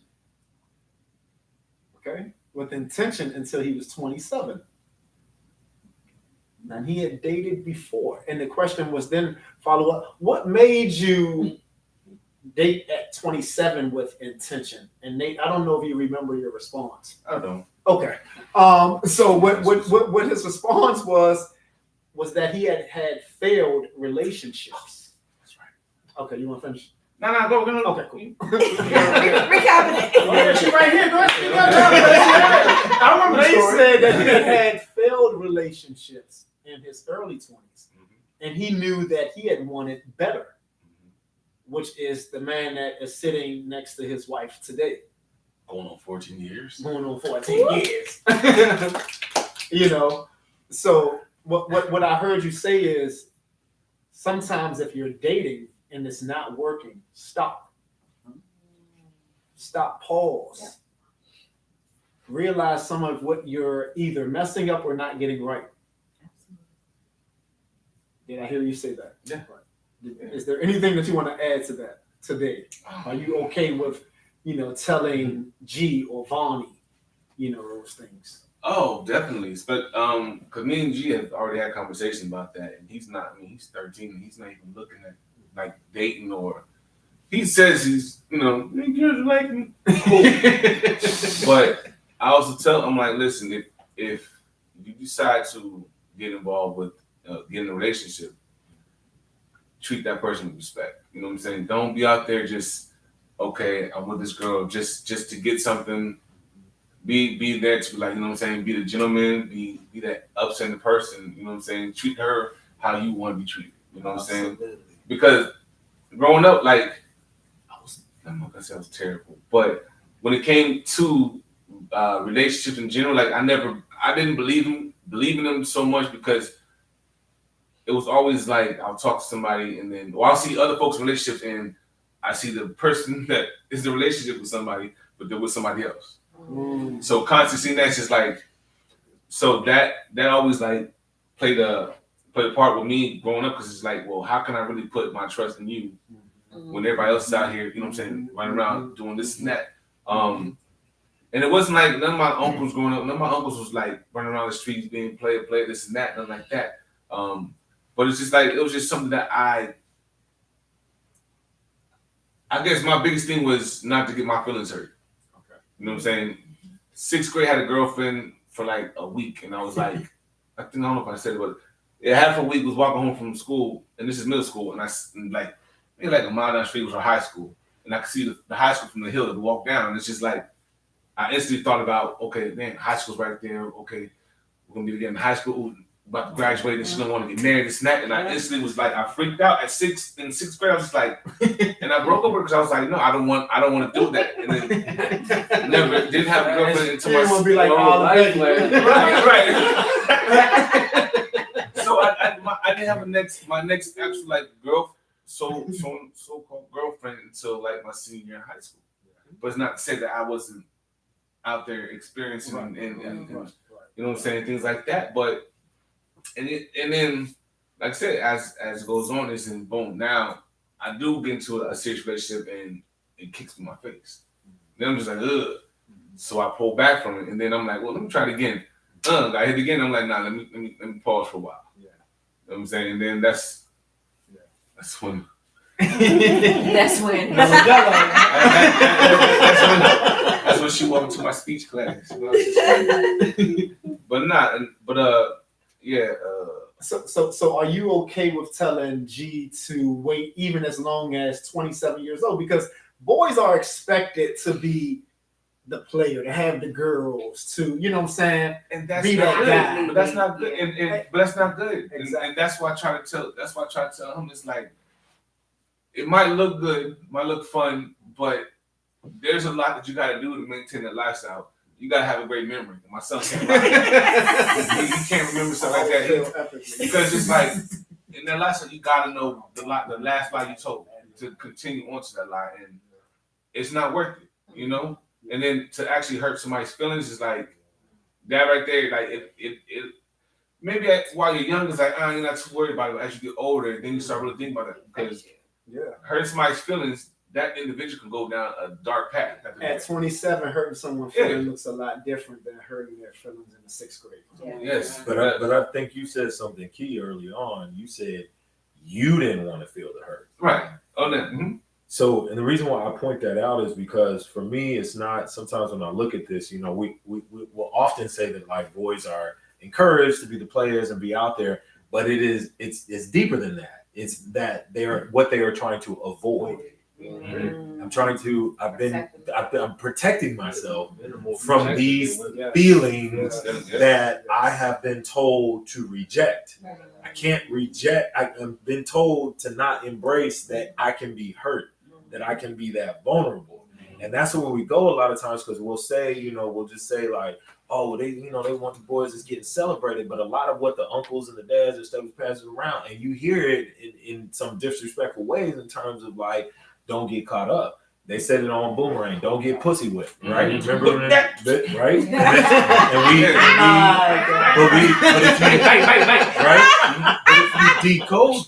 if you decode that, it's like, don't get too connected, don't get too deep, don't get too vulnerable, which are the things in which actually make the 14 years that you were. So it may have taken you to 27 and whatever work you had done to be like, I am gonna have to take a risk.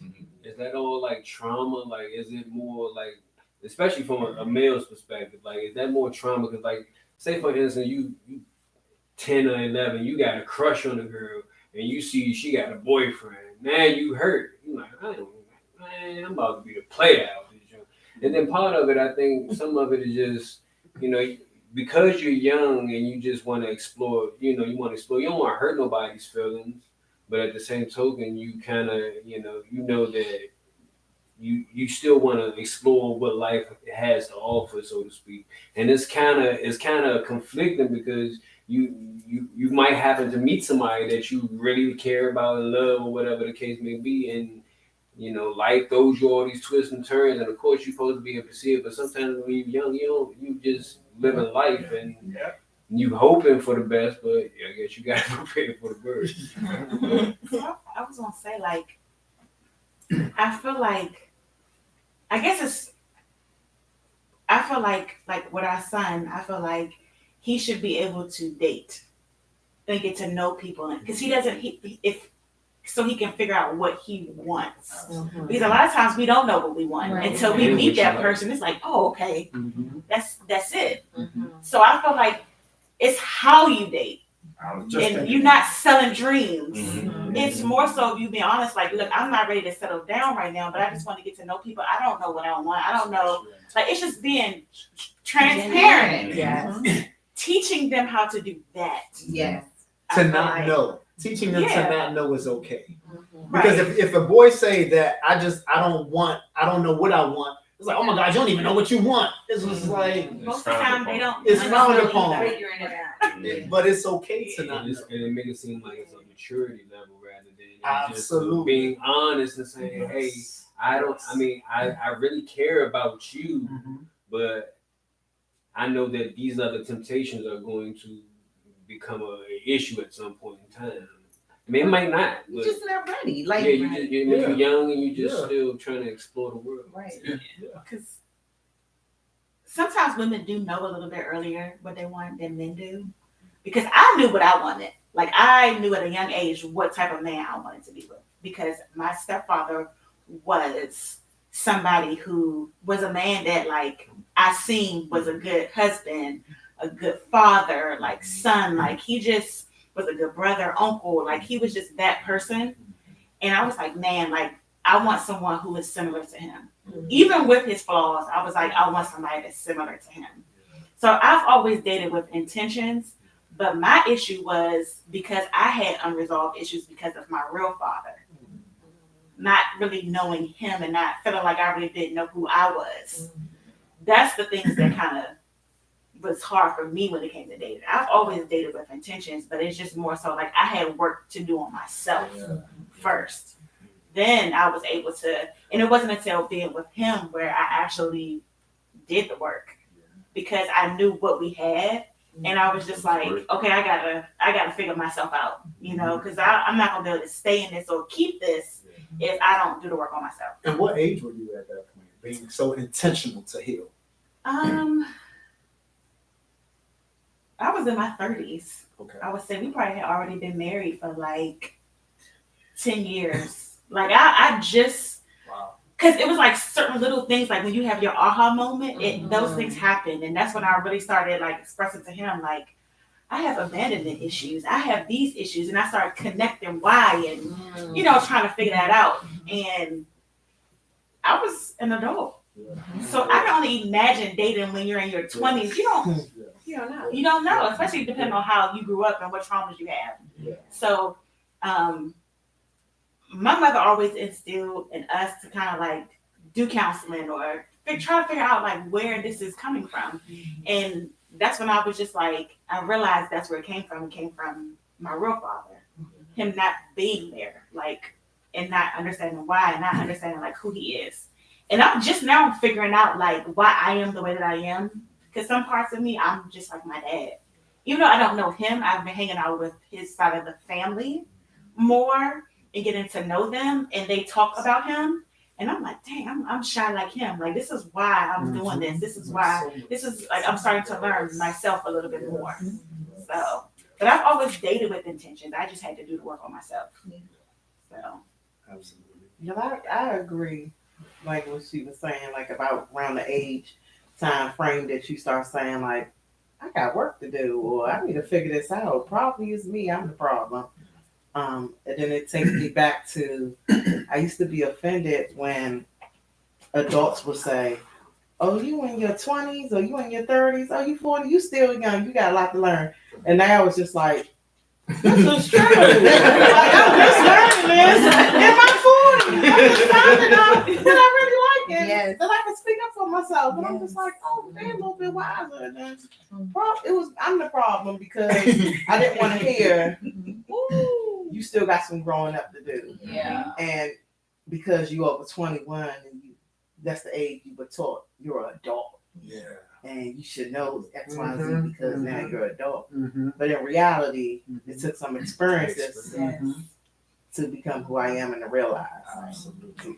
And we're constantly evolving. Like sometimes I look back and I'm like, how did you get here? Like you should know this already. Mhm. And I'm approaching 50. So it's like, at what point are you gonna like completely get it, right? Mhm. I'm like, what? And I understand it takes work. And I'm working as hard as I can on this. Because some of the stuff, like was said, it may be suppressed. Some of the stuff may be repressed. That I'm like, it's coming from somewhere. What? I'm finally at a point where it's like, okay, you need to deal with whatever this is because I just feel unsettled, with this evolution that's taking place. And so when you say, you got a lot of growing up to do, I'm like, well, when? And my patience is like this thin. Yeah. So it's like, when is this evolution gonna take place? And we're up against so many timelines. Yes. Biological timelines. For women not being able to have kids, for men now, ED commercials are everywhere. So it's like, heal, but hurry up and heal. Yeah. Yes. Heal, but hurry up so that you can have a baby because your time is short. You know what I'm saying? So there's so many forces and odds against us. Taking that time that you said earlier to just like sit with yourself, see what it is that you actually need, and not what other people are saying that you need. Because we try so much and we hear deal with it, and we deal with it in so many different ways instead of healing from it. That's more intentional. Survival mode. Yes, it's survival. It's like you need to get over it. I'm moving forward. You know what I mean? I'm moving to get wherever I'm supposed to be to get over it. But like, what does that really look like? I was thinking recently how, as long as we're growing, people say as long as you're growing, then you're doing well. But weeds grow. Wow. You know what I'm saying? So it's not just about growing, it's about growing healthy. Yeah.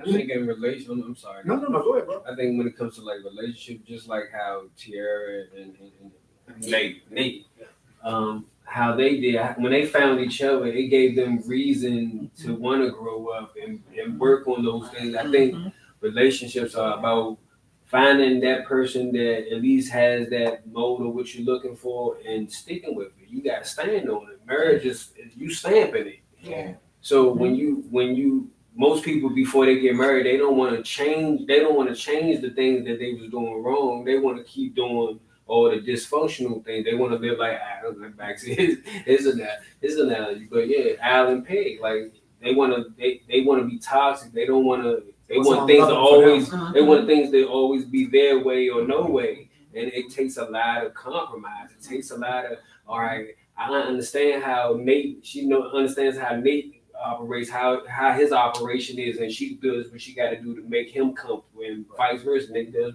what it takes. So it's a choice, and you just really got to stand on that choice. Yeah. So that's the age that that you're ready, when you're ready to stand on that choice that you made. Anything else before we move on to the females? All right. So Shanita said when the question was asked, how old were you when you started dating with intention? And Shanita said she remembered her 7th grade. I was about to say, I was 7th grade because that was intentional. She remembered her 7th grade boyfriend. And she was surprised that the ladies didn't remember their first boyfriend. And So I had a question. Do you remember that? Okay. So my follow up question to that is, and please chime in with more of that for us here today that wasn't there. What was the for the intent? discussion? But That's what I want to know. Shanita, did experiencing what you believe to be unconditional love, because you expressed that, did experiencing that in seventh grade, and I don't know how old you were, but did experiencing that in seventh grade, how did that condition you in, because you said that also, that you all weren't intimate until you became adults, right? Yeah, I wasn't intimate with him. Okay. How did having that unconditional love and intentional love in the seventh grade help mold you into your relationships as an adult? I think I was the only one intentional in that relationship, and for many reasons. I lived with my mother, but I was raised by my grandparents. So my grandparents had this example of love for me. Their marriage was everlasting, 60 plus years. You know, that's the example that I had. So love was really intentional for me. So when it turned more than a crush and a guy asked you to be his girlfriend, that for me was like big. I felt like I loved him. And when I found out that he had a whole nother girlfriend in the seventh grade, we didn't go to the same school, but everybody in school knew we were together. Everybody in my school was together. Like it was, they knew, but to find out he had a whole nother girlfriend was just like devastating. Yeah. You know, like to feel like, okay, I don't ever want to give myself to in that capacity anymore. So that was the very first time I felt like I dated with intention, but that put a guard up for me. You know, like that made me protect myself even more, be more investigative. You know, like wait, is it another girlfriend over there? Like I kind of had up a guard all the time. But what was your follow-up question? Just how did that prepare you for dating? Okay. You know, experience. The guard. Yeah. Like, and it prepared me, not necessarily in a good way, but I kept a guard up, you know. And then I also, when it became like my first, I knew he had a girlfriend. You know, we were so-called best friends, but I knew he had a girlfriend and I was okay with that. I think that was a protection for me not to get hurt, because as long as I know you allow me to make that decision, you know, then I was okay. But I was not going to be in a position where I found out my boyfriend had another girlfriend. Right. You know, and kind of felt humiliated or everybody knew. And, you know, I think it was more so, and then after school days, it's like, I've only been in 2 adult relationships. My son's dad, when he passed, it was just like, I got into a relationship with his godmother. And that was so numbing. Your son's godmother? Yes, my son's godmother. It was like for me to numb the grief. I never grieved my son's dad. Like it was just like, come on, I love you. I don't care who you are, a woman or a man. Like it was just, I just need to be protected in this moment. And that lasted 9 years. You know, like for me numbing something. And after that, it became so intentions now for me are like, it's not a point. If it's not going anywhere, what's the point? I don't date just to date, you know, like, yeah. It's the 7th grade, and it's crazy that when you first said it, that I answered, I was kind of thinking back, how would I have answered that question? And it came back to me, that would have been my response, 7th grade. Marcus Green. What's his name? You know, like, right. It was crazy how much of it came Marcus. I didn't know this. But I heard you say it. Interaction, like, weighed on every relationship after that. So, did that stall you in your later relationships being, and I'm gonna use the word betrayed, even though you didn't say it, but did that betrayal like halt you in, you know, your future relationships? It developed insecurity. Yeah. Like it really, it played a big part in how I expected things to go.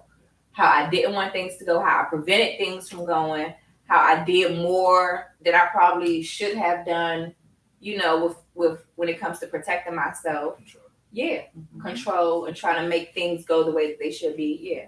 In real time, did you have anybody to process that with? Absolutely not. Right. So going back to what we were talking about, creating those spaces for your kids, right? These normal kind of developmental stages, especially around sex and sexuality and feelings and expressions and all that stuff. Had you maybe been able to have a space where you could have talked about some of these things or kind of like process, right? That what that might have done for you in terms of maybe not letting some of those things, you know, have space. Yeah. Because you didn't get a chance to really just talk about what you were, and I again, should have been having a boyfriend. Like if you leave it up to the folks that were there to process. Right? And so that's what I'm saying. Right. So right there, like create it's the restriction to not even give you the space to say you actually experienced some real feelings and you got them hurt and you felt these real feelings and you want to talk about it. Yeah. And by creating that kind of dynamic, you know, it's a healthier way in which to be able to process the shit that is going to happen in life. Yes. Because it's that, and not try to prevent it from happening. It's not the shit is gonna happen, and because we gonna keep living on this earth. So it just kind of underscores, you know, what I was saying in terms of how important it is to create spaces where we get to at these young ages process the things in a healthier way. Right. Absolutely. So what I heard you say is that we're human. At the end of the day, we're human. So treat each other as human. Some of us. We're human. And to not forget, don't forget that we're going to encounter the same things. Male or female. Male or I know a lot of times we put gender specifics on things. We genderize feelings and Oh emotions. my gosh. This one gets this one gets this, this one can't have it, can't get. How often is that like a driving force coming into, you know, therapy sessions, the expectation of either not being, you know, living out this female or male thing? Like, it's often because just going back to giving yourself permission. So if I go back to dealing with I deal primarily black men clients, it's just giving permission to be like, no, you get to feel this too.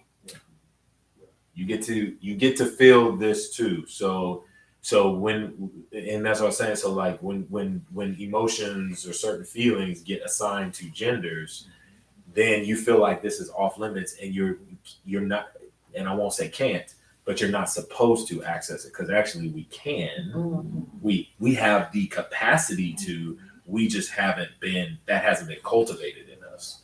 And if it hasn't been cultivated, we ain't tapped into it. That muscle ain't developed, but we can. So yeah, it happens all the time.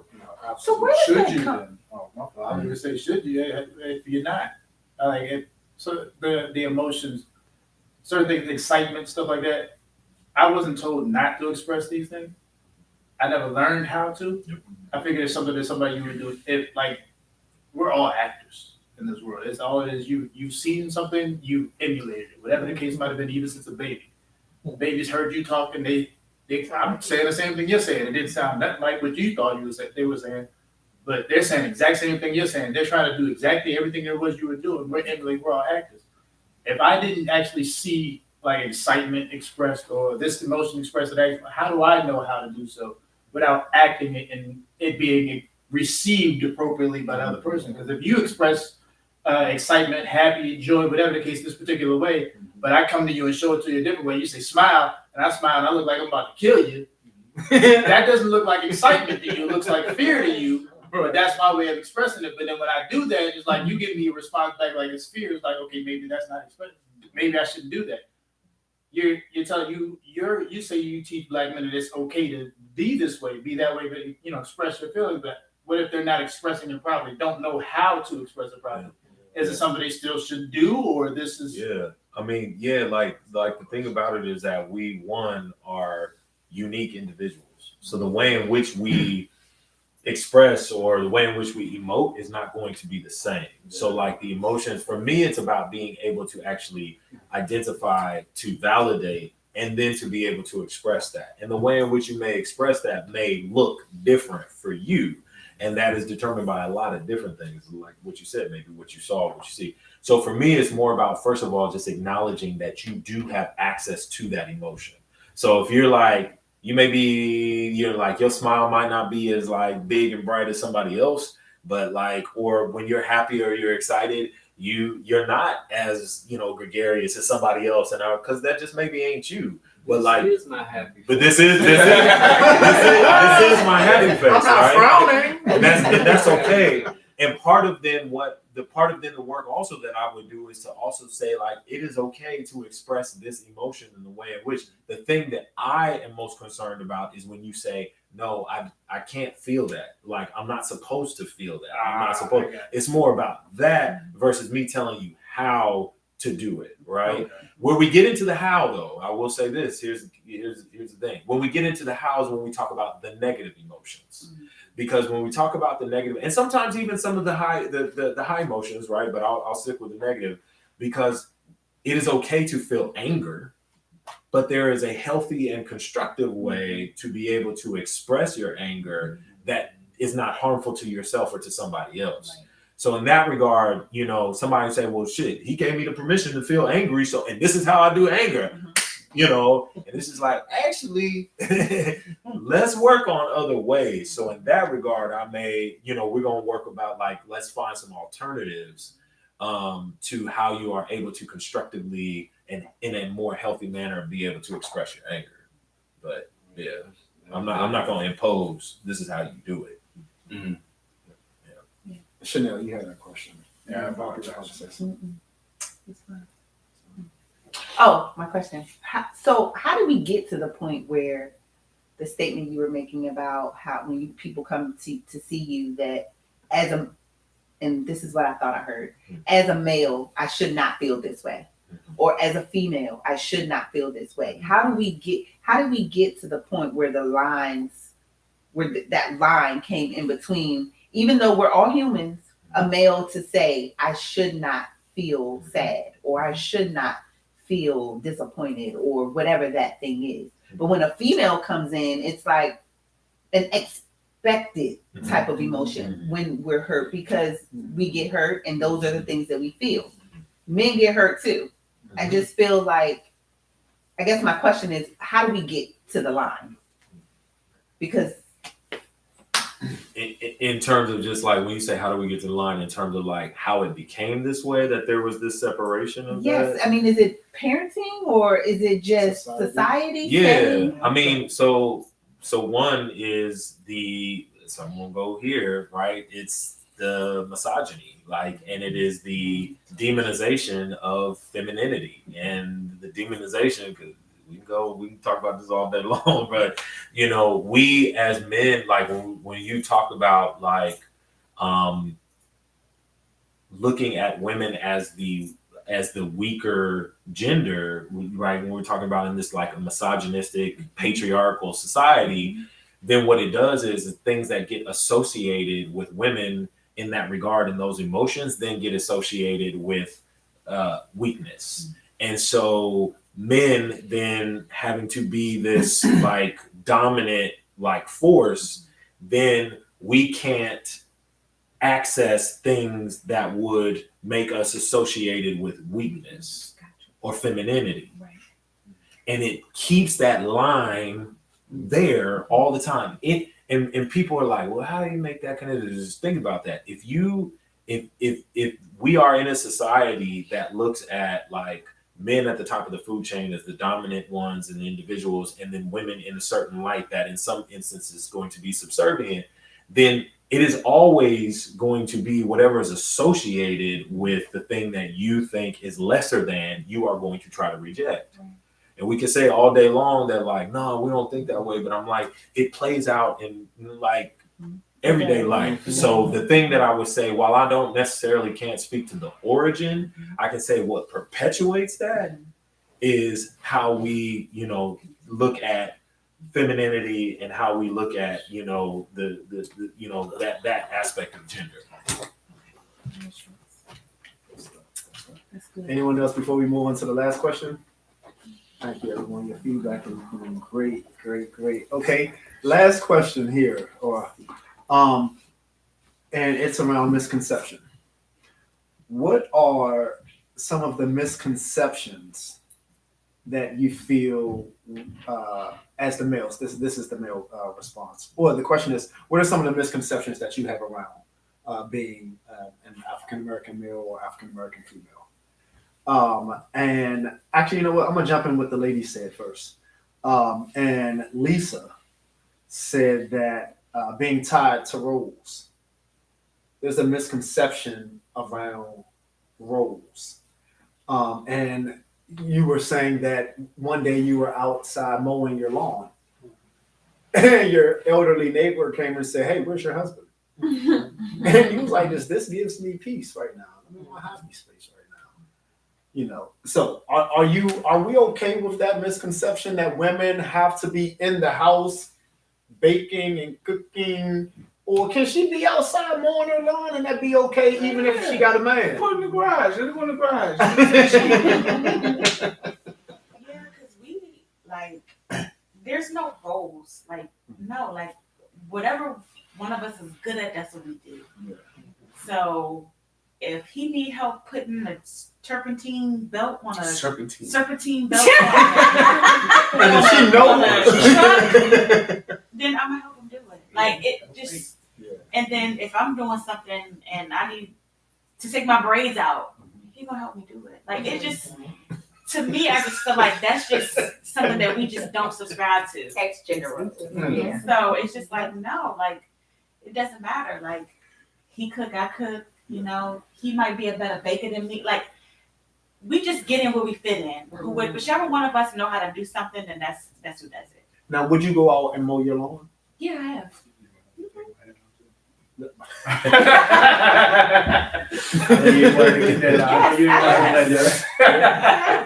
And if Tierra's out there mowing the lawn as the man of the house, as the husband, are you okay with that? You get that you'll let her do it, but not let her do it. Let me rephrase.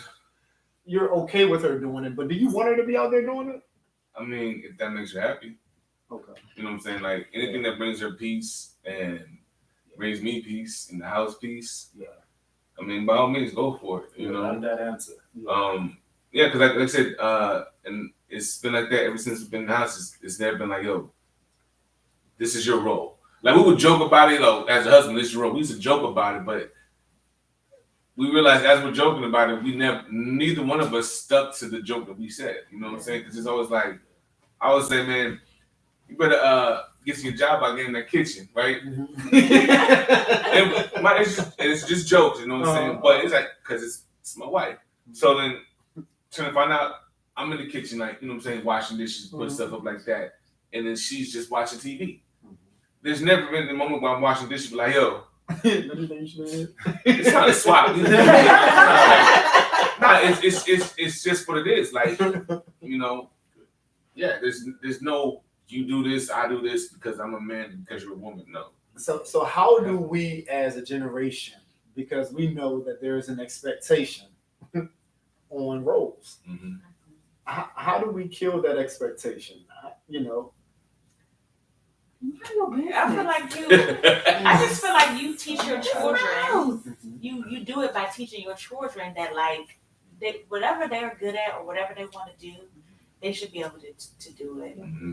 What if I could be the one out there fixing motorcycles and stuff, and he might be in the house baking because that's what he like doing. Okay, it's just to me, I just feel like people put so many labels on stuff. I hate that. Do whatever. No, just do what makes you happy and do what is going to work for y'all or you, your kids or whatever. Don't care about what other people say. You don't have to fit into these little boxes that they want you to be in. No, you do you. How did you respond to your neighbor after that? I think I gave him more of a mind your business kind of thing. That was my attitude around it. But then it's kind of like I go flip flop with it because at the same time I have sons. They're seeing me mow the lawn. They're seeing their dad. He's not home when I'm do it when he's not home. That's the other key to it because it's another side to this too. So I do it because it brings me peace, and I think since I'm not in the gym, I think that's part of my workout. I'm sweating. That is a workout. Listen, 2 for 1. Right. But at the same time, I don't want my son to see me doing it and think that his wife is supposed to do it. So it plays that way. And then another way is my husband, he's like, what are you doing? Like, this is my job. So that's why I do it when he's not home, but he's like, okay, you respect that I don't like it, so you're doing it when I'm not home. I'm gonna, just get over that then. So it's that side. He's like, what are you doing? Like, you're doing too much. And then I don't want my son to think it's okay for his wife to do it all the time. I want him to, like you said, if it works for your household, that's what you do by all means, because you're the one that lives there, and these people that's outside don't live there. Mm-hmm. That's going to create problems for your relationship. And then I have my father in my ear. I know he ain't. Something went wrong with the lawnmower, and I'm so bad. I went outside and I almost took the whole lawnmower. I almost took the whole lawnmower apart. Oh my gosh. That's what I'm talking about. And I'm like, is it the belt? Is this? And I'm like trying to figure it out. So I'm calling my father and I'm trying to like have him FaceTime somebody that's in the house with an Apple because he don't have Apple and trying to show him the parts. And he's like, Lisa, and when it was all said and done, he's like, Lisa, I understand what you're trying to do.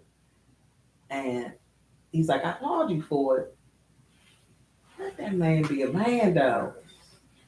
Yeah, I think if you're not allowing the man to be the man, that's when it's a problem. But it's always good in any situation. Everybody's supposed to be versatile on both sides. The man should be able to cook and want to clean. And help out and to give that woman some space from not having to do all that stuff at the same token. And if she can help out with some things, then we can swap. That way, it's not a overall demand, but at the same time, we know our roles. I know. Absolutely. But I'm not going to lie.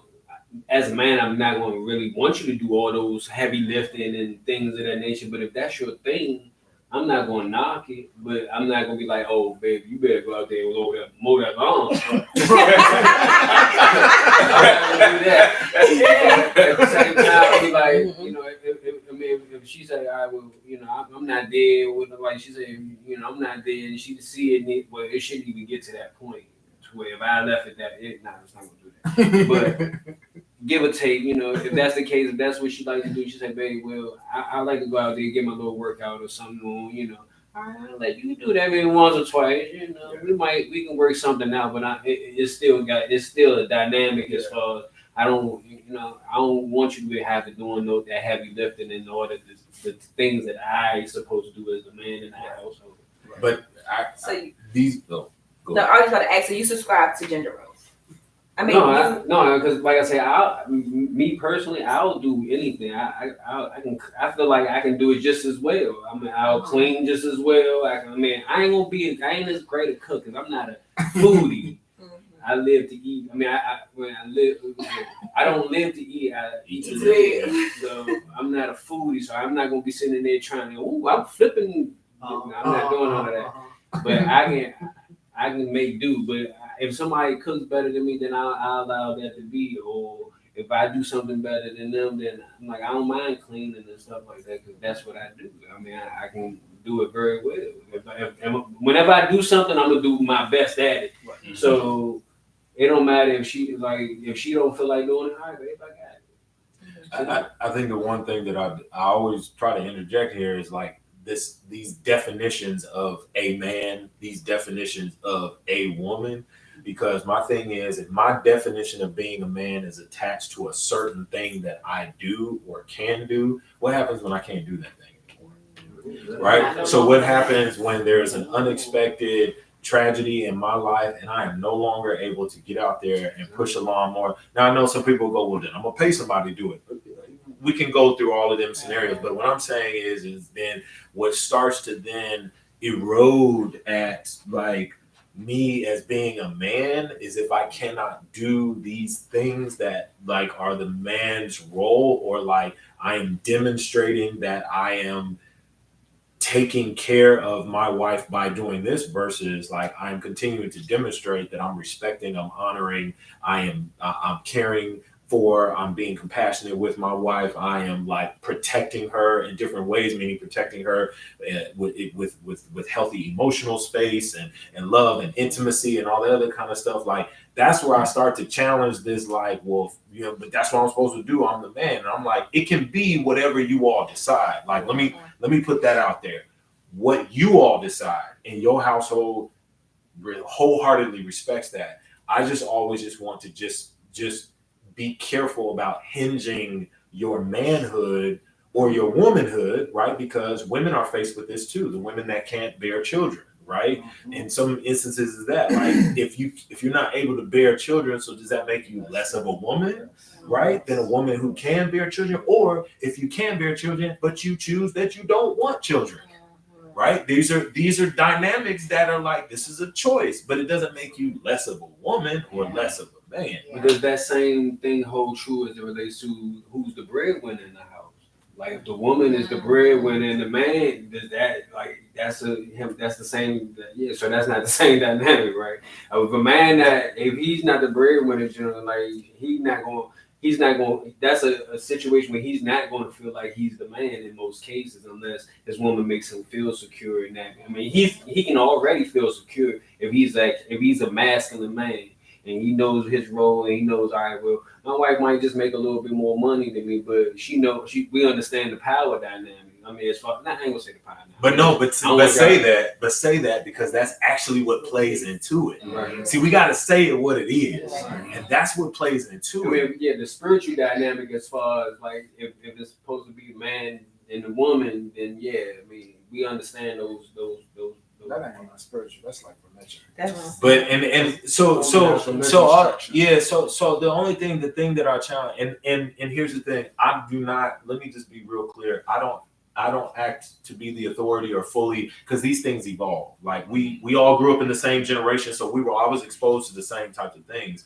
But I'm thinking about like as an individual, it's not even so more so about like, you know, what it's doing to your wife, but I'm also look at you, what it's doing to you as a man, because I'm saying when you can't, or if you cannot do those things, then what is your worth? What is your value? And our worth and our values and the things we define ourselves have to be things that are internal and not external, right? Because those things can change like that. And so that's the thing where I'm talking about like really kind of building up that thing. So when we're talking about the breadwinner, if the wife makes more money or or whatever the case may be, it's more about y'all's communication and understanding of like, what does respect look like between mutual respect, regardless of what's happening, right? So I would hope that the wife wouldn't feel that dominance because she's bringing in the more money. And now I feel like I can disrespect you as my partner. Like those are the things about it, not about because you make more money. It's about what type of respect do we have, what type of communication do we have. And I feel like the power dynamic always gets introduced, and that's when we start beefing, because we're like, so you think you got the power because you make more money, or yeah, I do got the power, or whatever the dynamic is, you know what I'm saying? So I that's why I just want to interject that into just us being careful about defining ourselves in these very rigid ways. And the last thing I'll say is that I think these we can learn a lot from our younger generation in this aspect sometimes, because they don't care. They don't care. They don't care. And we often frown upon that sometimes, but I'm like, we can actually learn a lot from the freedom in which they allow themselves to express themselves. I mean, because essentially, whether, just using a money example, whether you make more money this year or next year, like the foundation of what we have as a relationship, respect, you know, just the love Because money comes and goes. We could be eating. We say that, but that wavers in most situations, which is why sometimes it's a high divorce rate because most people, if a man loses his job and the woman generally has to take the burden of that family and she has to do it for a certain long, it's only a certain amount of time before she starts to impose her will on that situation. And a man's gonna feel a certain type of way, and then it's gonna bring about a whole bunch of other little problems. So that's all. That's all. I could see. I definitely could see that. Not saying that it doesn't happen. I just also feel like communication and respect still comes into play with that, because if you're taking care of your household, Yeah, you know. I feel as if just because your spouse makes more, or like in our dynamic, she's a breadwinner. You know what I'm saying? And do I care? I don't care. You know what I'm saying? I'm cool with it. She's cool with it. Anybody on the outside they got anything to say with it, it is what it is. This is like what we do. You know, but at the same time, she doesn't try to belittle me. You know what I'm saying? It's never caused the issue because she's those. We both play our position. We both bring money into the household. You know what I'm saying? That's the thing.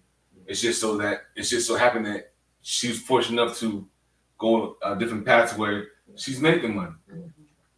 I work in the garage. And some people don't want all of, they don't want to chase the money. And some people okay with chasing it. Right. And so for us it's more so like we both understand and we both are able to deal and adjust with each other. You know what I'm saying? And it was really effortless. You know what I'm saying? It's been like that ever since we were in the military together. It's like she makes rank, hey babe, let's go. Guess what?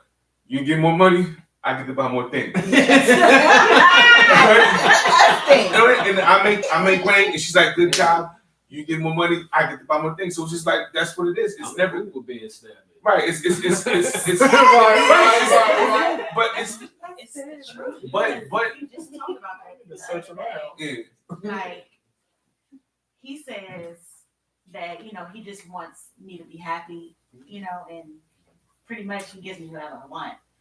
And I was like, well, yeah, like I know my position, like I'm his sugar mama. I just make sure because he gives me whatever I want, I make sure that he's able to buy his bike parts and he's able to enjoy turning a hobby into like a passion of his, and that's what he wants to do. He's happy. I do HR. I love my job. I'm happy. That's really all that matters. He supports really. you, and that's how he supports you. That's what I'm saying. That's what I was saying. But I've also seen like with the youth, everybody said the youth guys like they understand it. A lot of them don't, because I seen a guy was on the interview with a girl, and he was saying, so what if you're doing with the man? She said, well, she got the job, you got the job. What if your man loses his job? Or what if he's not making as much as you? Well, he's got to step his game up or I'm gone. And the man's like, well, how about you help him build? She's like, why do I got to help a man build? You know what I'm saying? He's supposed to already have it. But that whole topic, I was just it's wild to me because it's like she was so willing to throw an individual like pretty much in the relationship because the dude is not making what she's making, and she's like, well, no, he's got to make this because he doesn't. Why do I need him? I'm not carrying him. She needed to be alone. Yeah. In my opinion, yeah. But I also look at I was just like, but this is also like a lot of people's thoughts still. You know what I'm saying? It is. Yeah. Yes, we might have a certain way of thinking about it, but the next person which might is not. a rarity. Yeah. Appreciating and understanding, that is a rarity. I remember the other day I went to lunch with just a coworker, and she was like, you carry the sodas and I'm gonna carry the bag. I was like, all right. And then we got to the car and she opened my door for me. When I say I felt so fucking uncomfortable,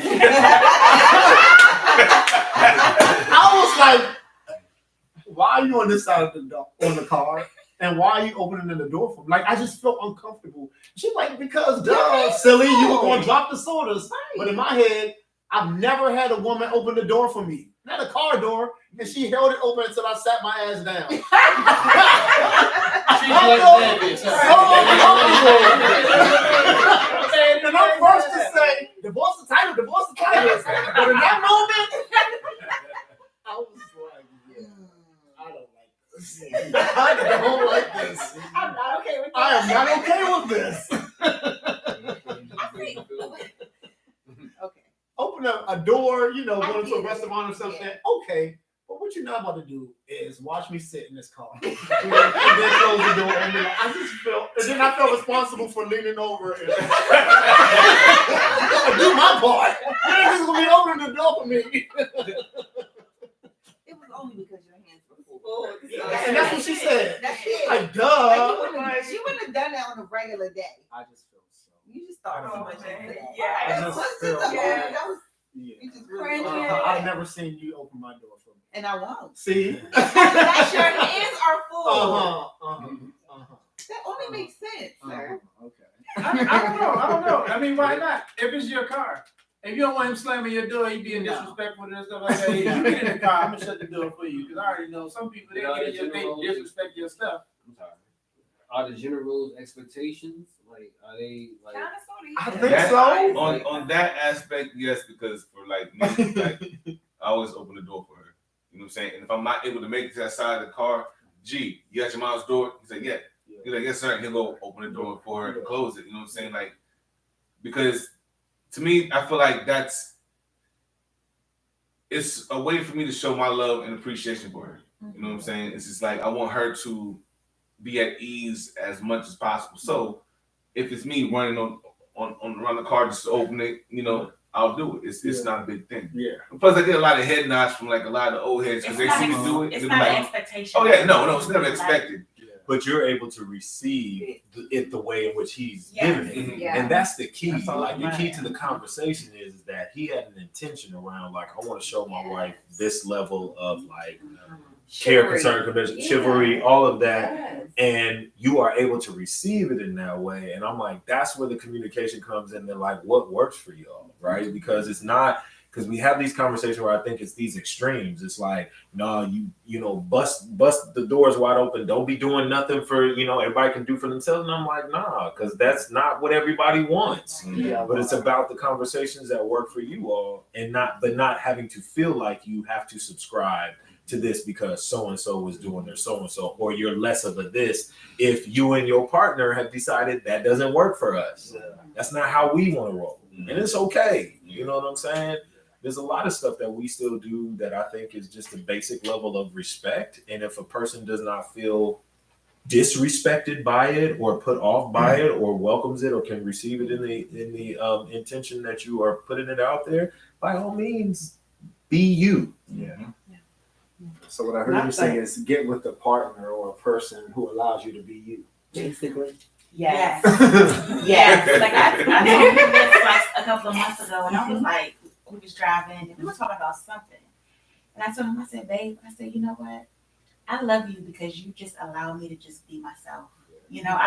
There's people, I know people that are in relationships or were in relationships where they couldn't even be who they are. And I just don't understand that. I'm like, I just gotta be me, my silly self, goofy. He has seen every side of me and vice versa. Like, we just get to be ourselves. And that's really what it's about. I'm just happy that he allows me to just be who I am. I don't have to like kind of No restrictions. restrictions. I'm walking on eggshells. None of that. Like it's just, it's just that's important. It's so Definitely important. a blessing. That's like how you say like get in there, cook something, like talk. You gotta talk. You gotta be able to talk trash. And you gotta be able to have that banter. So you can be friends and not be so uptight about. Oh, you said this. Like what? But I would say it took 10 years. Yeah, it took us Yeah. a long time to like really, really like learn each other and understand each other. Like it's something that happens overnight, but both people have to be willing to put in the work. I used to sit there and tell her like how attracted I am to her, like this and that, and she just be like, "Why?" And I'm like, How do I follow up with right? I'm like, do you know what I say? Thank you. Like, take a compliment. Like she couldn't. Like for the longest, she could not. She would not take a compliment. I'll say something. She just be like it'll throw me off. Cause I'm like, oh, thank you. You know what I'm saying? In my head, knowing this, hey, you look good. Oh, thank you. And you go about your business. Like you look good. what do you want? Like, what's going on? Like, it's like this. And so for me, like, it was like, that was like one things I had a problem with is like, I would never express my feelings towards a person. Hey, oh, you look beautiful today. This and that. I would never do that because it's like, I always felt like that rejection of, if I say this and I don't get the right response, it's just like, and then it can go downhill. But with her, it was more so like, we're learning each other.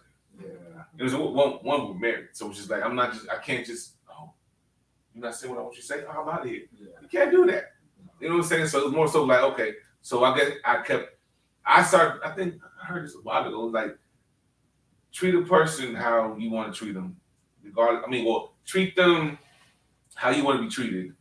You know what I'm saying? And so I took that as, okay, I'm gonna start telling her every day, I love you. I love you, like 3-4 times a day. Just, just because I like the way that makes me feel. It makes me feel to tell her that regardless of how she feels. So I started doing that, and even though like after a while she was just like, she finally started getting on to me like, oh well, okay, I appreciate it. You know what I'm saying? I guess she finally realized it was genuine. I wasn't just saying this just try to get something from her or out of her. You know what I'm saying? It was more so just that's how I felt. So finally she started coming around to us. So now it's like when I say, she's like, oh, she tell me thank you, and and I'm cool with that. You know what I'm saying? Did you realize that Nate needed that? Yeah, I did. I realized that he, because a lot of times, like I noticed that, like I was raised to be very independent, and I know that like sometimes I just can't be independent. Like he needs me to like lead him, or needs me to kind of like be like thank you. And so what he didn't know at that time was like it was more so of my insecurities of myself, not thinking that somebody could just be so infatuated with me or love me and think that I'm beautiful. Because even though like I may come off as bougie and I think I'm, but that's not how I used to feel inside. Now it's different, but like that's not how I used to feel inside. So that's what he didn't know. But now when I realized that he needed that, and now that I know that like, okay, I am beautiful, like he does feel this way about me, then I'm like, oh, thanks, Dave. Like, like it makes me feel hits you good. different. So, when you've done the work for yourself, when you're able to receive it yourself. Anything else before we go over to the last part of this question? Lisa? Yeah. I was just going to say about the whole gender roles. I think it bothered me since we were in school, and every time we had career day, it was like the policeman was coming, the fireman was coming, the mailman came, and it was like, when are the women gonna come, and when do we matter? So I think it's always been like a challenge with me, and even on the TV, it was like the man went to work, the man was the one with the money, and the woman, she stayed home. She was supposed to cook, take care of the kids. So I think with me, it's like deeper. It's like I'm going to prove to the world that I'm not just going to do what women are seen to do. That's why I think it's deeper with me. Yeah. I'm gonna fix that lawnmower. Yeah, change the spark plug. Well, now you know you can call Nate when instead of your dad because he ain't have it. I've been wanting to ask you, like, did you get it going? Was the carbs? Put the carbs out, I think you found way more like I think it's men being okay with being stay-at-home dads. I know I would. Yeah. I don't mind love kids at all. Yeah, it's like that has been an evolution. That has not always been okay to be a stay-at-home dad. Because it takes the pressure off the man to be this all the time and not have that vulnerable And space. even pressure off the mother to be at home, raising Yes, kids, and washing clothes, washing absolutely. dishes, like Yeah. it's a beautiful balance. It was horrible. Because you had no lunch break, nothing. You talking about doing COVID? Oh, Having trauma. flashback. It was horrible. I'm All not right. going to school for this. So the second part of that question around misconceptions is what Rome said. was the misconception that men don't communicate. Men don't communicate. And I was not okay with that because men do communicate. And I feel like a lot of times women have so many more open opportunities and spaces. Women, y'all can just get together and bond off of taking your hair out. You can call Chanel over and she can just take your hair out. And y'all communicate. Whereas with guys, you know, y'all feel like we don't have, well, I feel like we don't have some of those spaces. You know, where because most times a woman think if her man go out the house, then he must be up to something. If he stays out too late, he's up to something. You know, and along with a lot of other things. But I think that it's important to know that we do communicate, but just and not saying that women don't, but just speaking as a man, we communicate in safe spaces. And I think that when you find or you feel that your husband or your partner or your male does not communicate, then ask yourself, am I offering them a safe space? Because with the topic of, you know, black men stop dating until you've done the work to heal yourselves, I had some guys that were like, I don't do this. I don't go live. I'm nervous about going live. But Mark, you have such a safe space. I feel comfortable with doing that. And that means so much to me. You know, that's part of what, you know, my whole vision for my brand is, a safe space. It's a village of matters for a village that matters. And if I want anyone that come in my space to be in a safe space, then I have to be careful how I respond to them, how I judge their situations. You know, would I put my expectation of religion on them? You know, it's so many things that we put on people that make it not a safe space for them to be themselves. So I think that it's important to know that when you begin to see that if a person is not communicating with you, whether male or female, make sure that you're doing your part in that. Are they able to come to you and tell you something that you don't want to hear? So are we okay with men not having that safe space, you know, of not communicating? And if not, what are some of the things that, I mean, I gave what I thought was important, but what are some of the things that some of the men feel that they need, you know, for women to see like, yo, I communicate? Oh gosh. I know what I need is understanding. Like I'm sorry. But I mean that in the points where it's like for the stuff that we went through, like the argument stuff, like we'll talk, you know what I'm saying? And I'm telling her, hey, this is what I need, this is what's bothering me, this is going on. And it's like it used to be like she would hear me and then it just there'll be no steps towards, okay, let me try to rectify this. You know what I'm saying? Like, hey, like just for example, I need on Tuesdays, I mean my back. Love to get my back scratched, you know what I'm saying? You know, on Tuesday scratch my back. Yeah, okay. Tuesday comes and goes.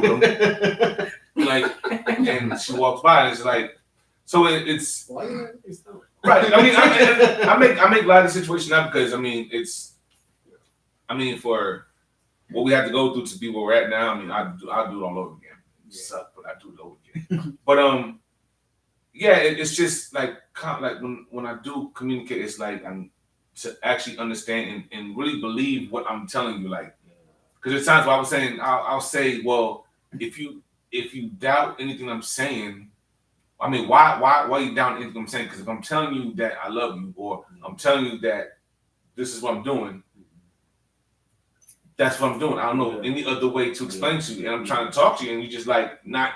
It's not. You're just not getting it. It's like so.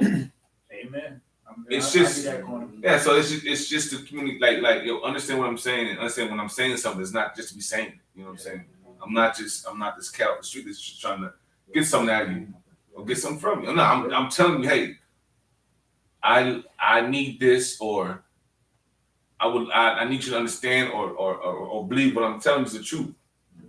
You know what I'm saying? Versus me telling you something, you're just like, all right, and just moving on like it didn't happen. You know what I'm saying? Yeah. So yeah, that's for me. If I said that, I mean it. Yeah. That stress will make you feel like, you know, are you going against the grain, like you don't believe nothing I'm saying, so it's gonna make me question the level of closeness that Right. we supposed to have. And not only that, but it also makes me shut down. And it's just like, because if I'm sitting and telling you this, and I'm constantly telling you the same thing, it's just like I stopped talking, and that was like one of the biggest things I had to get through, get over with her is I had to talk. I had to continue to speak and not shut down. You know what I'm saying? Because when I did shut down, it's just like it'd be like one example. She knows I can't stand when she don't sleep in bed. Because this time she'll be on the couch, she'll be knocked out. And I'm like, okay, I'll go upstairs. I come upstairs, you gonna get in bed? I'll be in bed in a minute. I go upstairs, I can't sleep because she's not in bed. And so I'm like, go down that bed, you gonna get up? I'll be up. And after the second time, I know she's not going upstairs because she's knocked out. And I'm like, no, because I can't sleep. No, we in the bed. I'm sleeping in the bed with you. You know what I'm saying? So The next move is you come downstairs, you go on the couch. man, listen. Because if she don't feel like moving, that's one of the things. I used to tell my ex the same thing. It's like, if I'm on the couch, I'm asleep, and you wake me up to go upstairs, I'm not going to be able to go back to sleep. You disturbed me. I can't go back to sleep and ruin it. Now, if you want, you can stay right here with me. It's got to be that compromise somewhere. Right. I hear you though. It's being heard. What you said is what it is. But if that's what she's doing in reverse, yeah. If you wake me up, I'm not going back to sleep. So she showed me that, and I listened to like a couple of times. I listened to him I'm like, and I get it, but no. I forgot the point I was making now. You know how Did you throw over important your it is that shoulder you and take need her to up be the steps? understood. Right, yeah. So like when I go, I need her there. So this is like, Tia, do you understand that he needs you? When yes. I do. I definitely understand. But she like I said, at the same time, she did also say whenever she is asleep, like she doesn't do it intentionally. Like she's like not wanting to come upstairs. She's like she's asleep. Cause not like in the morning when I come downstairs, I tap. I'm like, yo. I was like, yo, I tried to get you up last. No, she's like, why you wake me up last night? I said, I tried, but you've been a jerk. I came down a couple times. She's like, I don't remember that. But she said, but then she also leads what she ends up with. Well, you know, when I'm asleep, like if I do wake up, it's hard for me to go to sleep. And she showed me a couple times, like she'll come upstairs when I wake up, and then she'll be on her phone. Now I'm trying to go to sleep, and the brightness from her phone is keeping me up. I'm just like, Should have left her. right, you know. But yeah, it's just understanding. Yeah. So I'm sorry. Go ahead. No, go ahead. I have a question about that. You asked it in regards to communicating, and in this example is good because what he's saying to her is what he means because they're married. But if you're talking to a person that you're either dating or you're trying to get to know, you don't have this fundamental background of this person. So yes, they could be saying, well, what I'm saying to you is true. Take my word for what I'm saying. But how safe is that? You know, I think coming from a person that has dated and, you know, has paused from dating and all that, I feel like you want to believe that the person that you're interacting with has good intentions. But you can't really bank on that because your experience has shown you that that's not always the case, right? So I understand in this scenario because you guys are married and you guys have history and it started, you know, where you were building. But what does that look like? Can somebody else answer that question? Outside. Outside perspective right here. If you go into the relationship expecting them to give you their honesty and them being honest with you, of course it's new.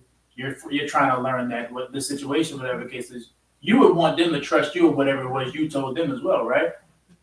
you wouldn't want them to believe any stereotypes as far as, okay, angry black woman, this kind of way, you're gonna be this way, that way, or she got that resting bitch face, that kind of stuff.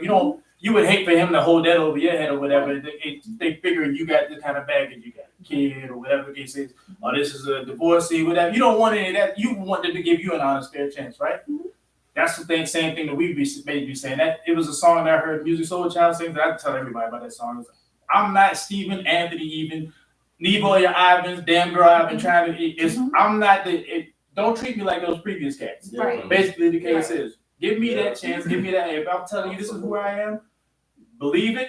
If I show you something different, that's when you can actually readjust to that. And as well as the same thing, because I'm going to watch and observe you and be honest with you. And if you're telling me something, but then the thing with the guy should be doing is actually, if it seems like you're doing something different, bring it up. But what we might not do, we might not bring it up because we don't want to cause any beef. That's me personally. I'm not one to cause a whole lot of issues in a relationship.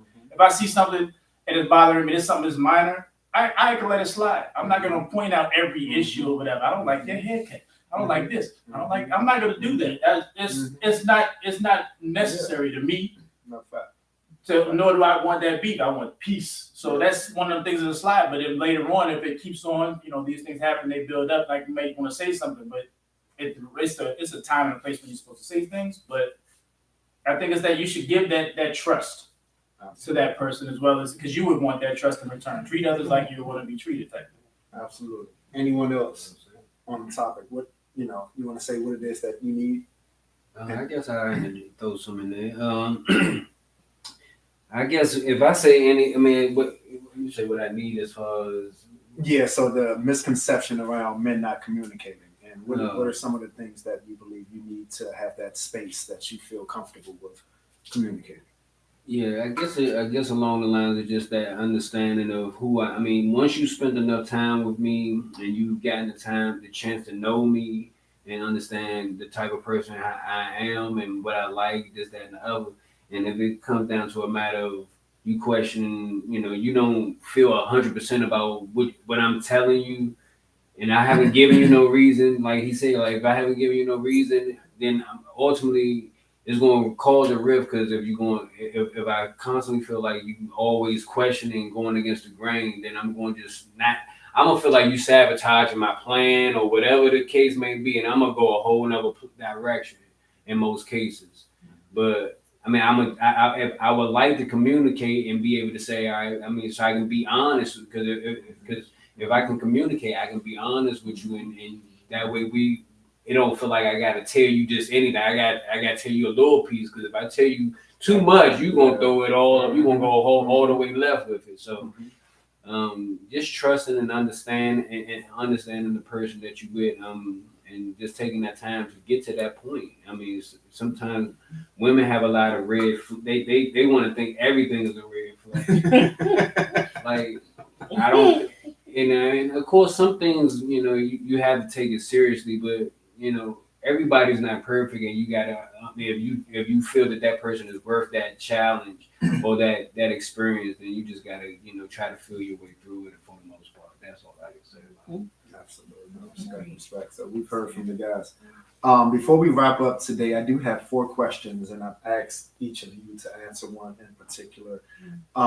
Before we wrap up the episode, was there anything else that you wanted to add to the discussion? No. All right. I know that we got to wrap in 9 minutes, so we got 4 questions to answer in 9 minutes. All right.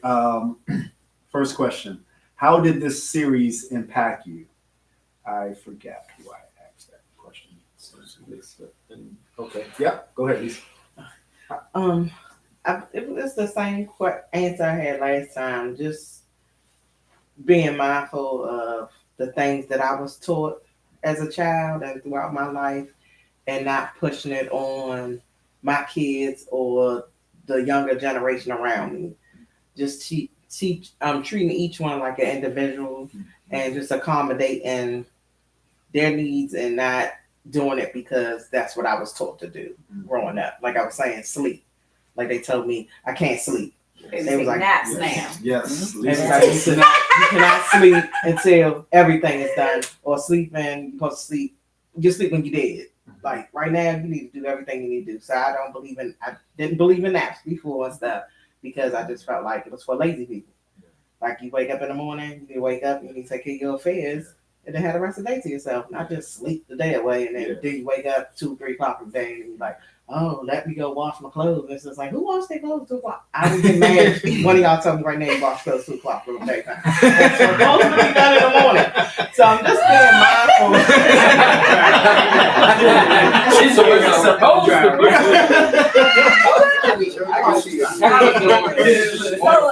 Loaded right now. Crack it down. I wash whenever. You said to crack it down. Crack it down. Oh my Get God. your affairs in order. Yeah. So- Get your affairs in order. Yes. So so now I'm just being more mindful to no, that's not the way it has to be.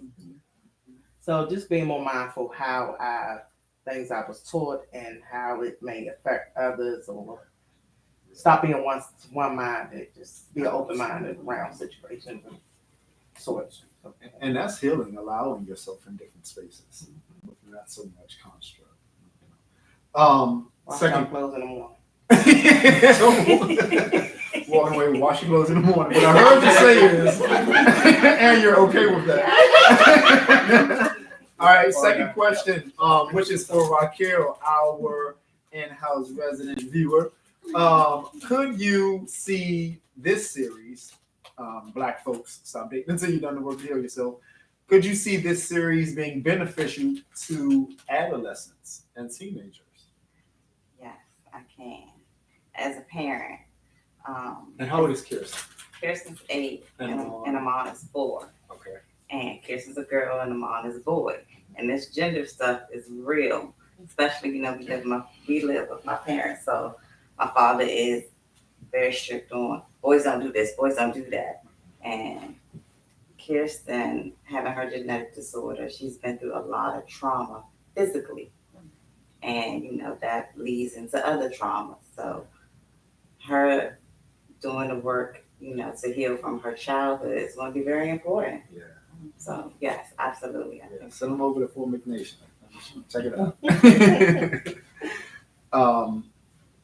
Question 3: what advice or strategy do you give for someone who is trying to heal? Chanel, what advice or strategy do you give to someone who is trying to heal?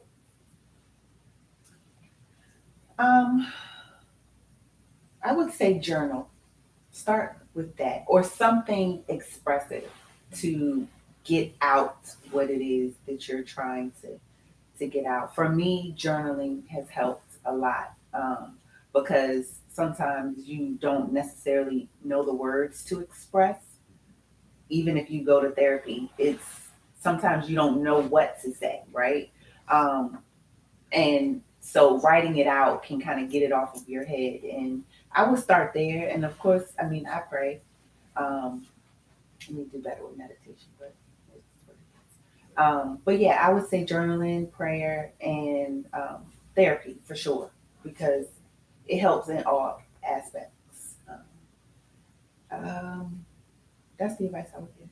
Awesome. And it's a constant thing. Like, don't think that just because you do this for 30 days that you're healed, or you have this revelation about one part that you're healed completely, because there's so many different things that we've experienced in our lives that have hurt us or traumatized us, and we sometimes have to compartmentalize. I think you have to kind of deal with it in pieces, because it may be overwhelming to try to do all at once.